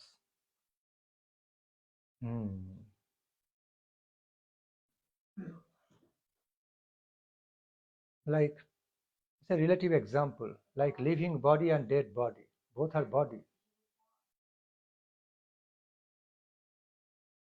A dead body is also a body. It has also biological nature. A living body also. Both are material bodies, but there's so much difference by nature and quality between living body and dead body. Or a livingly active, see, a live active body, actively live body, and a body in the coma stage. Both are material bodies, both are human bodies, both are living. A person in the coma stage is not considered to be dead yet. Heart, lungs, kidney, liver, neurological, all are working.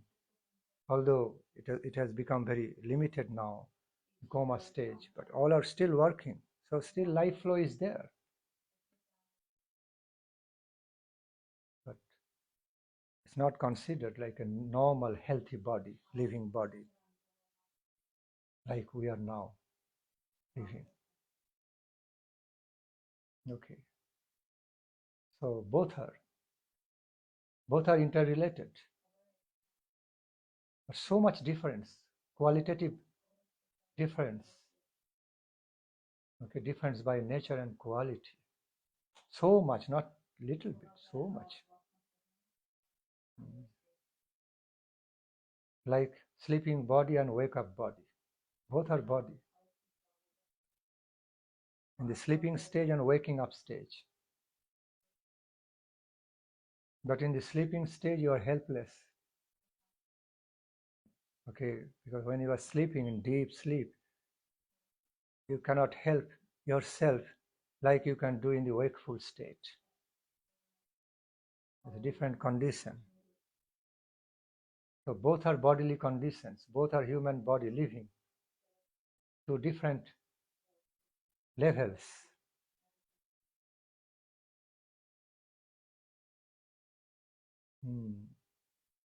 Sometimes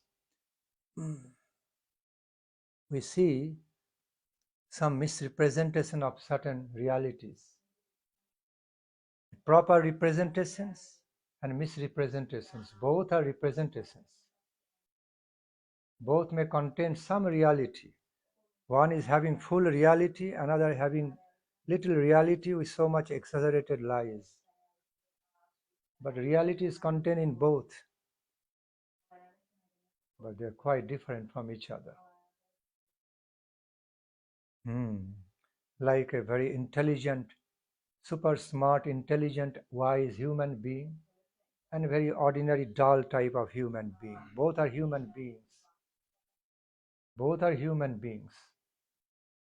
Both have feeling, thinking, willing, okay, or animals, other animals. Both, all are living beings, humans, animals, creatures, trees, all are living beings. So when you talk about life, they are all living beings. But there are so many qualitative differences between the livings, their living characters.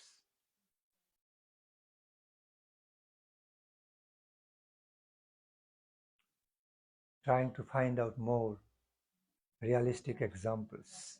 Maybe you can all help me to find out more. I think there was a point a bit lost in the translation that he made in his question, that if I'm not wrong, the question was not directly in comparing the spiritual love and material love, but more likely the process.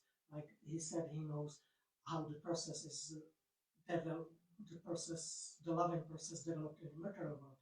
Like you're getting acquainted with someone, then you are slowly getting attracted, you're getting more attracted, you feel in love, then you want the other person to love you as well. So the question was, does it work? How to develop from material state to the spiritual level.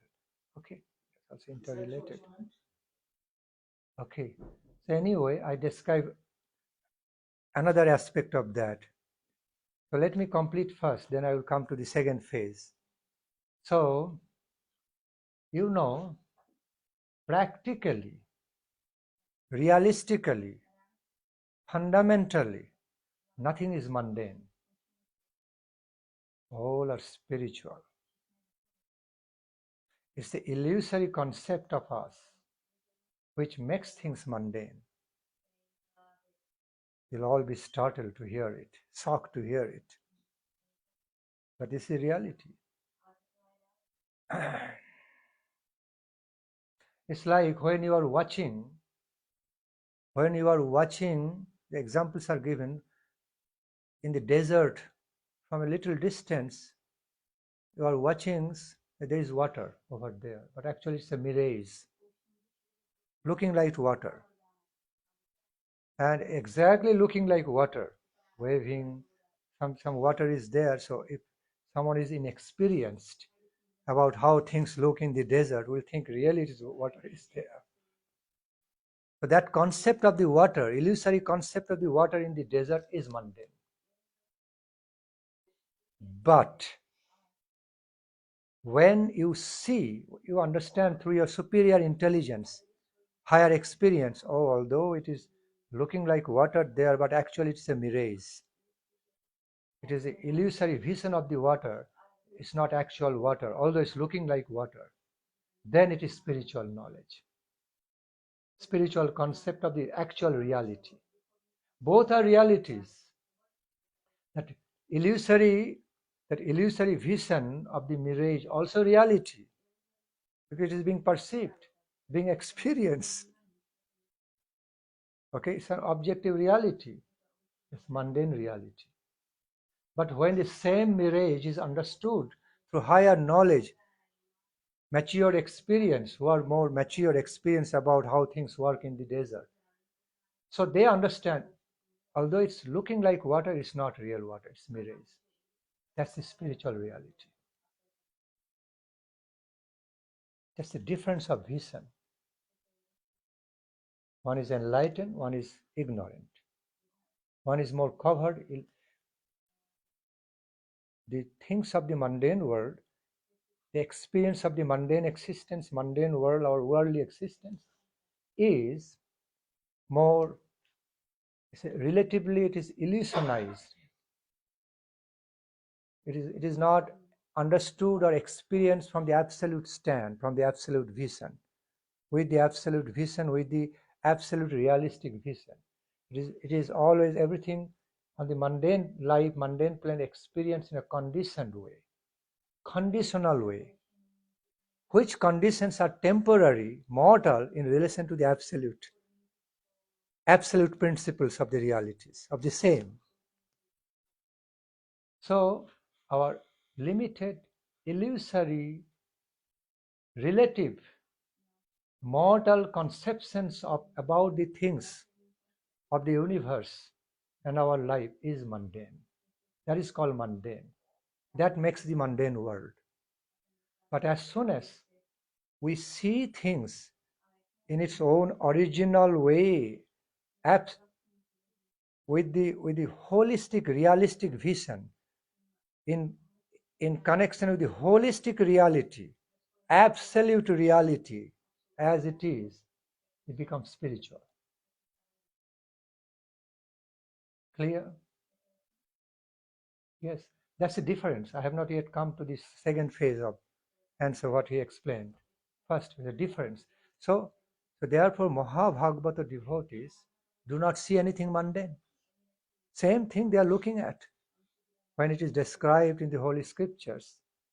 The greatly wise, top-class wise persons, top-class realized persons, I mean, very exaltedly realized devotees for Uttamadhikari, who are situated, who are all the time situated, fully established on the highest level of the consciousness, highest spiritual level of the divine consciousness. They also look at the same things we are looking at. While they look around, they relate, they realize into the same things we are looking around, we are relating. It's very different, very much transcendental to what we see, the way we feel, we see, we perceive. Much higher, much deeper, much higher. Mahabhagavata vision is called. Mahabhagavata ways of realization and visions, experiences. But they are having the experience and vision about the same things we are also relating. But where ours are so limited, isolated, so relatively conditioned, limited, because we cannot see or feel or realize anything, experience anything in relation to the Supreme Absolute Divine Being, the Supreme Absolute Divine Power. Therefore, our vision, our ways of vision, experience, seeing and feelings, experience, all become so limited. That is Maya, which limits everything. Niyate anaya iti Maya, which isolates everything, limits everything, limits all our conceptions, conditions, limits our all conceptions, experiences, abilities of, perceptions. That is Maya. And when we are relating to the whole world through Mayic vision, then it is mundane world. Everything is mundane. As soon as we can surpass that and view the same things in connection with the whole absolute infinite divinity, divine consciousness, then it becomes spiritual. We can relate to its fundamental, real, fundamental level, original level, highest Sarupa level of everything. Then it becomes completely spiritual. Same thing can be mundane, can be spiritual. Same thing can be experienced as mundane, mundanely worldly way, also high class, spiritual way, depending upon conditioning and conditioning. conditioned ways of experience, liberated ways of experiences. Isolated way, liberated ways. Limited connections, unlimited connections in relation to the absolute infinite. One is very limitedly relative, another is liberated. Another one is realized experience in liberation, spirits of liberation, in full, not isolated by any relative abilities, limited relative conceptualizations or relative range of perception experience. That's the basic difference between mundane ways and spiritual ways. Mundane reality, spiritual reality, about the same universe, depending on our conditionings, conditioned ways of experiencing, viewing things, realizing things, limited ways or unconditional, liberated ways. One only in the connection. Okay, one. See, mundane world, mundane existence remains when we relate to the things, experience things only in a very limited context, very limited, very conditionally limited, conditionally isolated perceptions. And we do not see anything in full. We do not see or feel, relate to anything in full, in its full identity, only a relative, a limited identity, the way we are able to.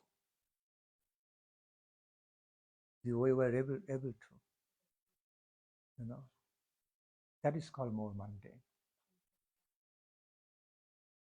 Like, for example, if this light becomes too much, we cannot see. If this light becomes too low, we cannot see. Although they are realities, we cannot see because we cannot perceive. Our ability of perception is so limited within a particular range. We cannot hear about ultrasonic sound, we can neither hear about ultrasonic sound nor subsonic sound. We can only feel, understand, perceive in middle, within a certain range. Cannot see anything, hear anything, smell anything. See, even we cannot conceptualize anything, think anything beyond certain range. That is the limited world of the mundane conception. But when we can surpass that range, it's no more a pond. I'm no more living in a pond, but now I'm living in the ocean. Infinite ocean, then it becomes spiritual vision and spiritual experience of the same water. Water in pond, water in little bit pit, small pond, and water in the ocean. Not limited ocean. These mundane oceans have got limitations. I'm talking about the real unlimited oceans. You're relating to the same water, a little small, limited way, and oceanic, like unlimited oceanic way. All its majestic beauty and power and potency. You can relate to this space of only this compound wall. Okay, this is also space, small space, bound by the compound walls, so isolated. Go out, stand in the open nature and relate to the whole space. Look at in the cloudless sky in the night, full of stars and planetary systems, galaxies. Feel into the infinite nature of the same space. What you are feeling in isolated way inside the room.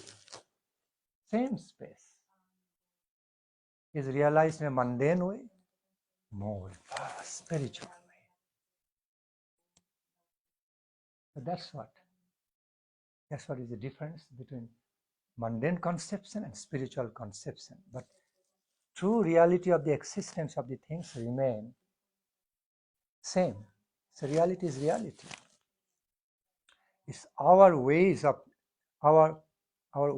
conception, our ways of conceptions, conceptualizations, and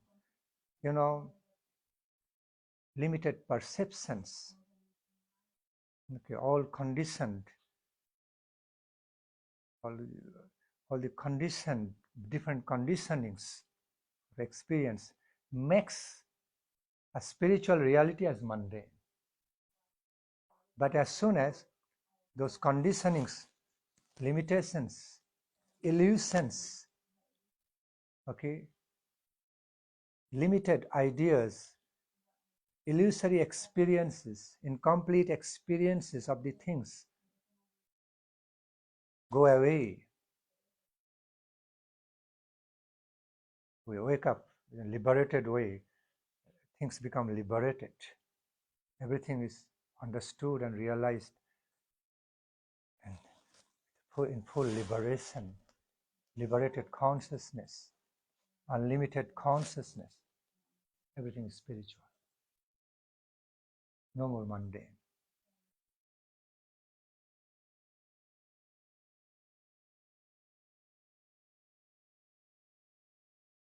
Same like our body. We have material bodies. In our biological body, it's a combination of matter and spirit. Some portion, some aspects of our body is material, therefore it's called material body. But again, it cannot be fully called as fully material body, then it will be wrong. Relatively spoken, it will be a material body in general sense, relatively. But life is dwelling. Every protoplasm level, in every cell, is life potency, consciousness. Therefore, this body is living. Therefore, it is fully living body. We call it alive. We call ourselves alive. We are living. Anything living, how can it be material? The matter is dead. Aspect of the matter represents death, dead. Something without feeling, thinking, willing, without any sensation, without any experience. That is matter, truly matter. But since we are a living person, we have got a living body, we feel life in it. So how our body can be completely material? That's an incomplete concept. That's the material concept of the body which makes it material. Therefore, we call we have material body. It is true, material body. But in each and every point of the material body, spirit is connected. Difference is made when the soul departs from the body. Then we can make the clear differentiation. Then it becomes a real material body. No more live body. Same body can be called as material and also spiritualized. When we relate to this conscious being, conscious aspect of the body, it is spiritual, full of spirit. But the spirit is manifesting through some structure, through some frame, like in a computer. That is material aspect. Even that material aspect is not validated without the backing of the spirit. No matter can be matter even without the backing of the power behind, because all matters, when we go to analyze all the material beings, material substance, all are nothing but energy, finally. Whether stone or wood or bricks, anything we relatively call as inert, material, grossly material, if further analyzed, they're none other than that material form of some energy, some spirit, material form of certain spirit, took the shape like stone, wood, water, Pancha Mahabhuta, five universal elements, five basic universal elements for creating, as they're working through matter and life both ways. Those elements are neither fully material nor fully spiritual. They are connected to both sides, covering both. So, matter cannot be fully separated from spirit. Spirit cannot also be fully separated from matter. So basically they are coming from the same origin, Parang Brahma. Same energy of the Supreme Lord, energy of the same Supreme Lord, Supreme Superpower, So origin is the same. Aspects are different. Just as we have got different aspects of life, different time, place, situations. But they are originating, rooted or related to the same being. Different aspects. So, dead body, when a dead body can be more relatively called as truly material body, not the living body. Living body has the combination of both. Like in a computer, you have got electromagnetic potency and power working through the mechanism of the computer. So you have got outer external frame, some mechanisms, and the potency working through. Both are separate entities, but cooperating, coordinating. So when computer is working in a computerized way, is no more dead computer. But when there is no when there is no more activities of the electromagnetic energy or power in the computer, despite it having all the mechanism intact, is valueless. Just matter. Mechanism is just a material concept, the mechanism. The same mechanism, while it's connected with spirit, energy, it becomes spiritual, becomes energetic, living, can do so many things, can be so many ways helpful. So, like the computer, like our material body, like everything.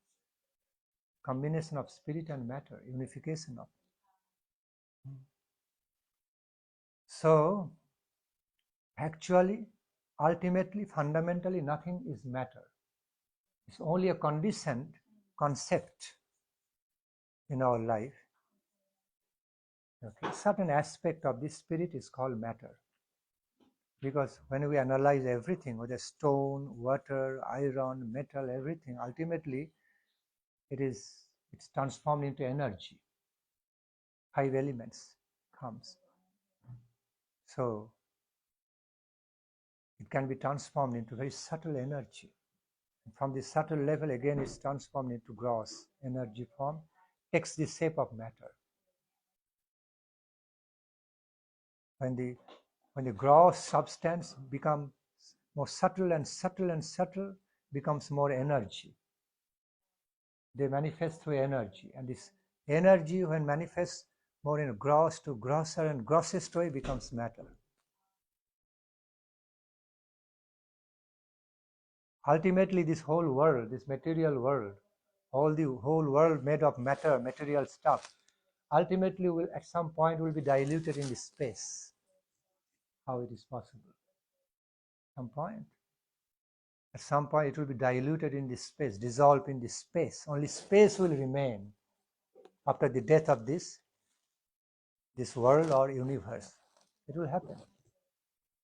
So how all these big, solid matters now diluted in this space, vanished, transformed into the subtle existence, from the gross to the subtle, because by its fundamental nature is also energy. the material energy or spiritual energy, but it basically is all energy, different aspects of manifestations. See, our dead body at some point also become materialized, mixed with Pancha Mahabhuta, 5 elements. After certain times, our dead body also becomes mixed with the Pancha Mahabhuta. Okay, mixed. Pancha Mahabhuta means not only mixed with the earth, the space portion of our dead body, air portion, space portion, water portion, they all get mixed up, distributed in the Pancha Mahabhuta through the system of the nature. Okay. Space portion in our body gets mixed with the space. Watery portion through the earth, after being absorbed, the watery portion of our body is absorbed into the earth. That contributes to the water of the even ocean water or earthly water. So in this way, everything is again diluted in the Pancha Mahabhuta. See, matter is getting now transformed, Pancha Mahabhuta. And finally, Pancha Mahabhuta is nothing but the outcome of the spirit. Pancha Mahabhuta will also be dissolved into the universal energy at some point. No more remaining like in the shape of material body or stone or wood or water or metal, diluted in the space. Although it becomes diluted in space, it doesn't become space. It remains as energy in this space. So that's how we need to view about in relation to matter and spirit. What is material, what is spiritual.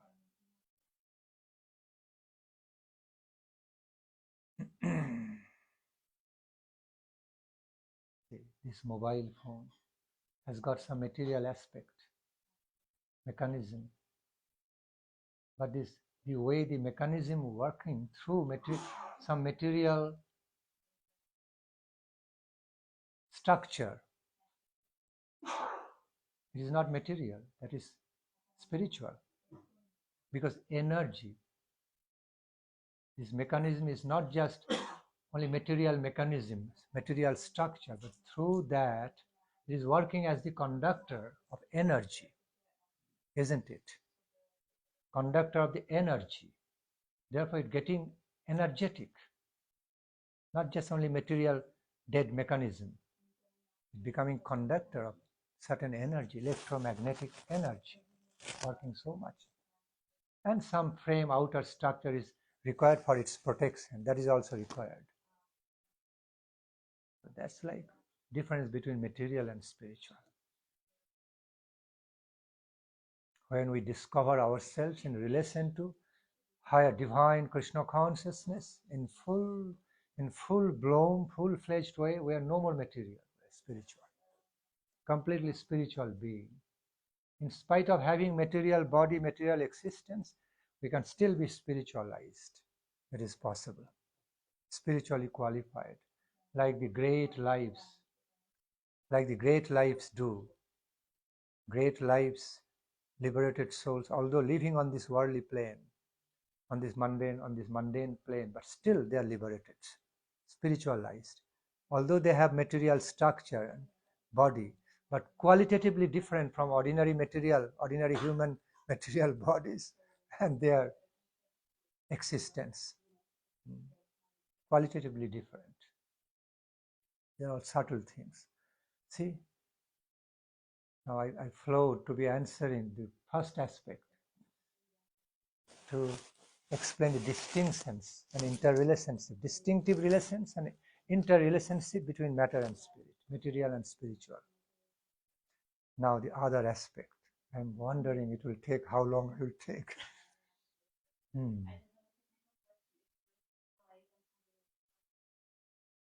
Oh. Okay, so I can answer to the next phase, other aspect of your query. We can definitely develop from our material plane of life, material plane of existence, slowly, steadily in relation to our higher spiritual existence, spiritual development. Because after all, whole world, whole universe belongs to Krishna, belongs to the same Supreme Lord. He cannot do such injustice that we cannot make progress from material into spiritual way. We cannot make progress from mortality to immortality. We can. Through those verses in the scriptures, what we find? Om Ashato Ma Shat Gamayo, Tamosho Ma Jyotir Gamayo, Mrittur Ma Amritam Gamaya. They clearly announce the truth. All they engage in prayer, the great rishis, saintly, wise persons engage in prayer to the supreme divine truth for receiving the blessings, for receiving the power of blessings, power from his grace or her grace, so that they can be, from the material level, they can be spiritualized. They can take a journey from matter towards spirit, from material existence towards spiritual world, spiritual existence. That's what these verses say. Om Ashato Ma Shat Gamaya. Oh Lord, please lead me from mortality towards immortality, from my temporary existence to my eternal existence. Lead me from temporary to eternity. Lead me from mortal existence to immortality, immortal existence. Lead me from darkness to light. Lead me from darkness of ignorance to the lights of divine knowledge. Tamosho Ma Jyotir Gamaya. Mrittur Mam Amritam Gamaya. Please lead me from death to world of deathlessness. I repeat, lead me from death to the life, eternal life divine. It is not possible from this mundane world, from our mundane being. How can they say that? It means there's a lot of possibilities. There's a lot of potentials. There's a lot of scopes to be developing from this mundane plane of existence into higher spiritual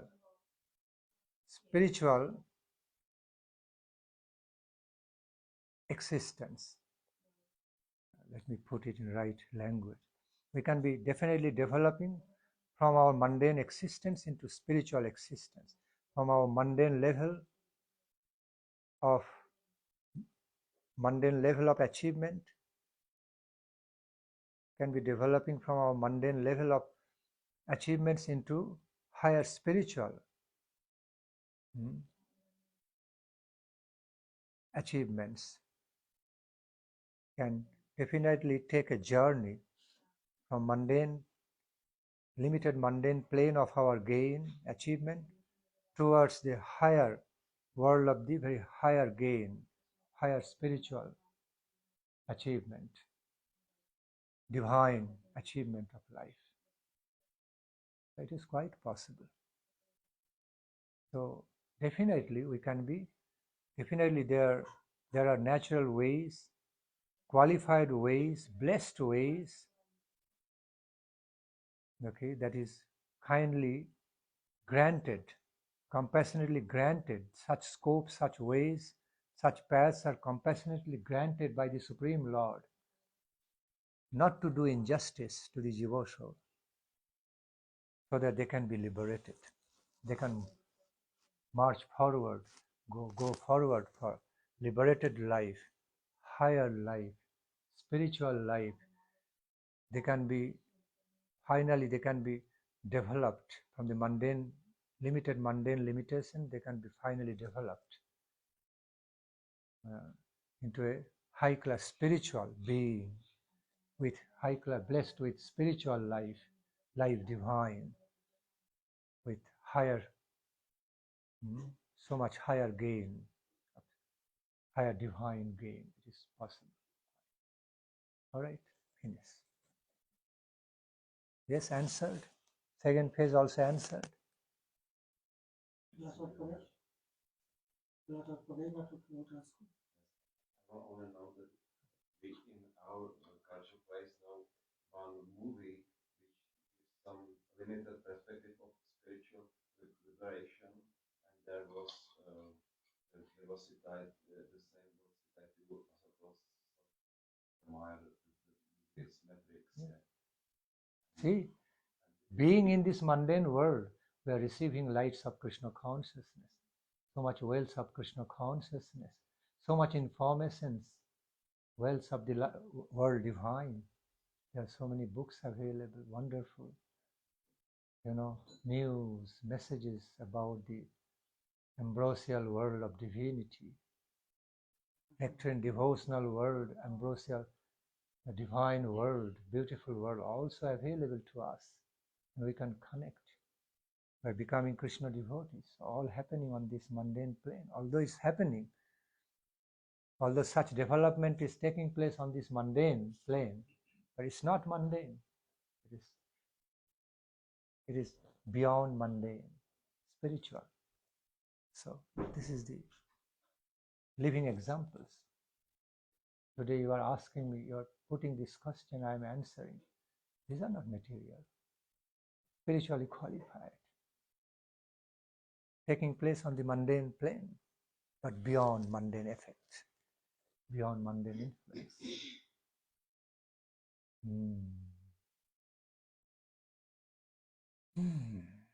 So, same way, like, although we are living with material body, we are living in material body, but we are living, we are life, we are not matter. Když žijeme v hmotném těle, tak jsme živí, nejsme hmotné. So we can have full-scale cultivation of spiritual life, life divine, while we are within mundane world, like my life is within my material body, but still I can fully enjoy, experience my life. Although I have some limitations of having material body, but still I can enjoy, experience my higher existence, and that is of life consciousness, life consciousness. Similar. Okay, so I'm putting my Harikatha to rest for today here. Where is Malati Devi Dashi gone? Okay. Now it is prasadam time. Time for feeling our devotion to prasadam.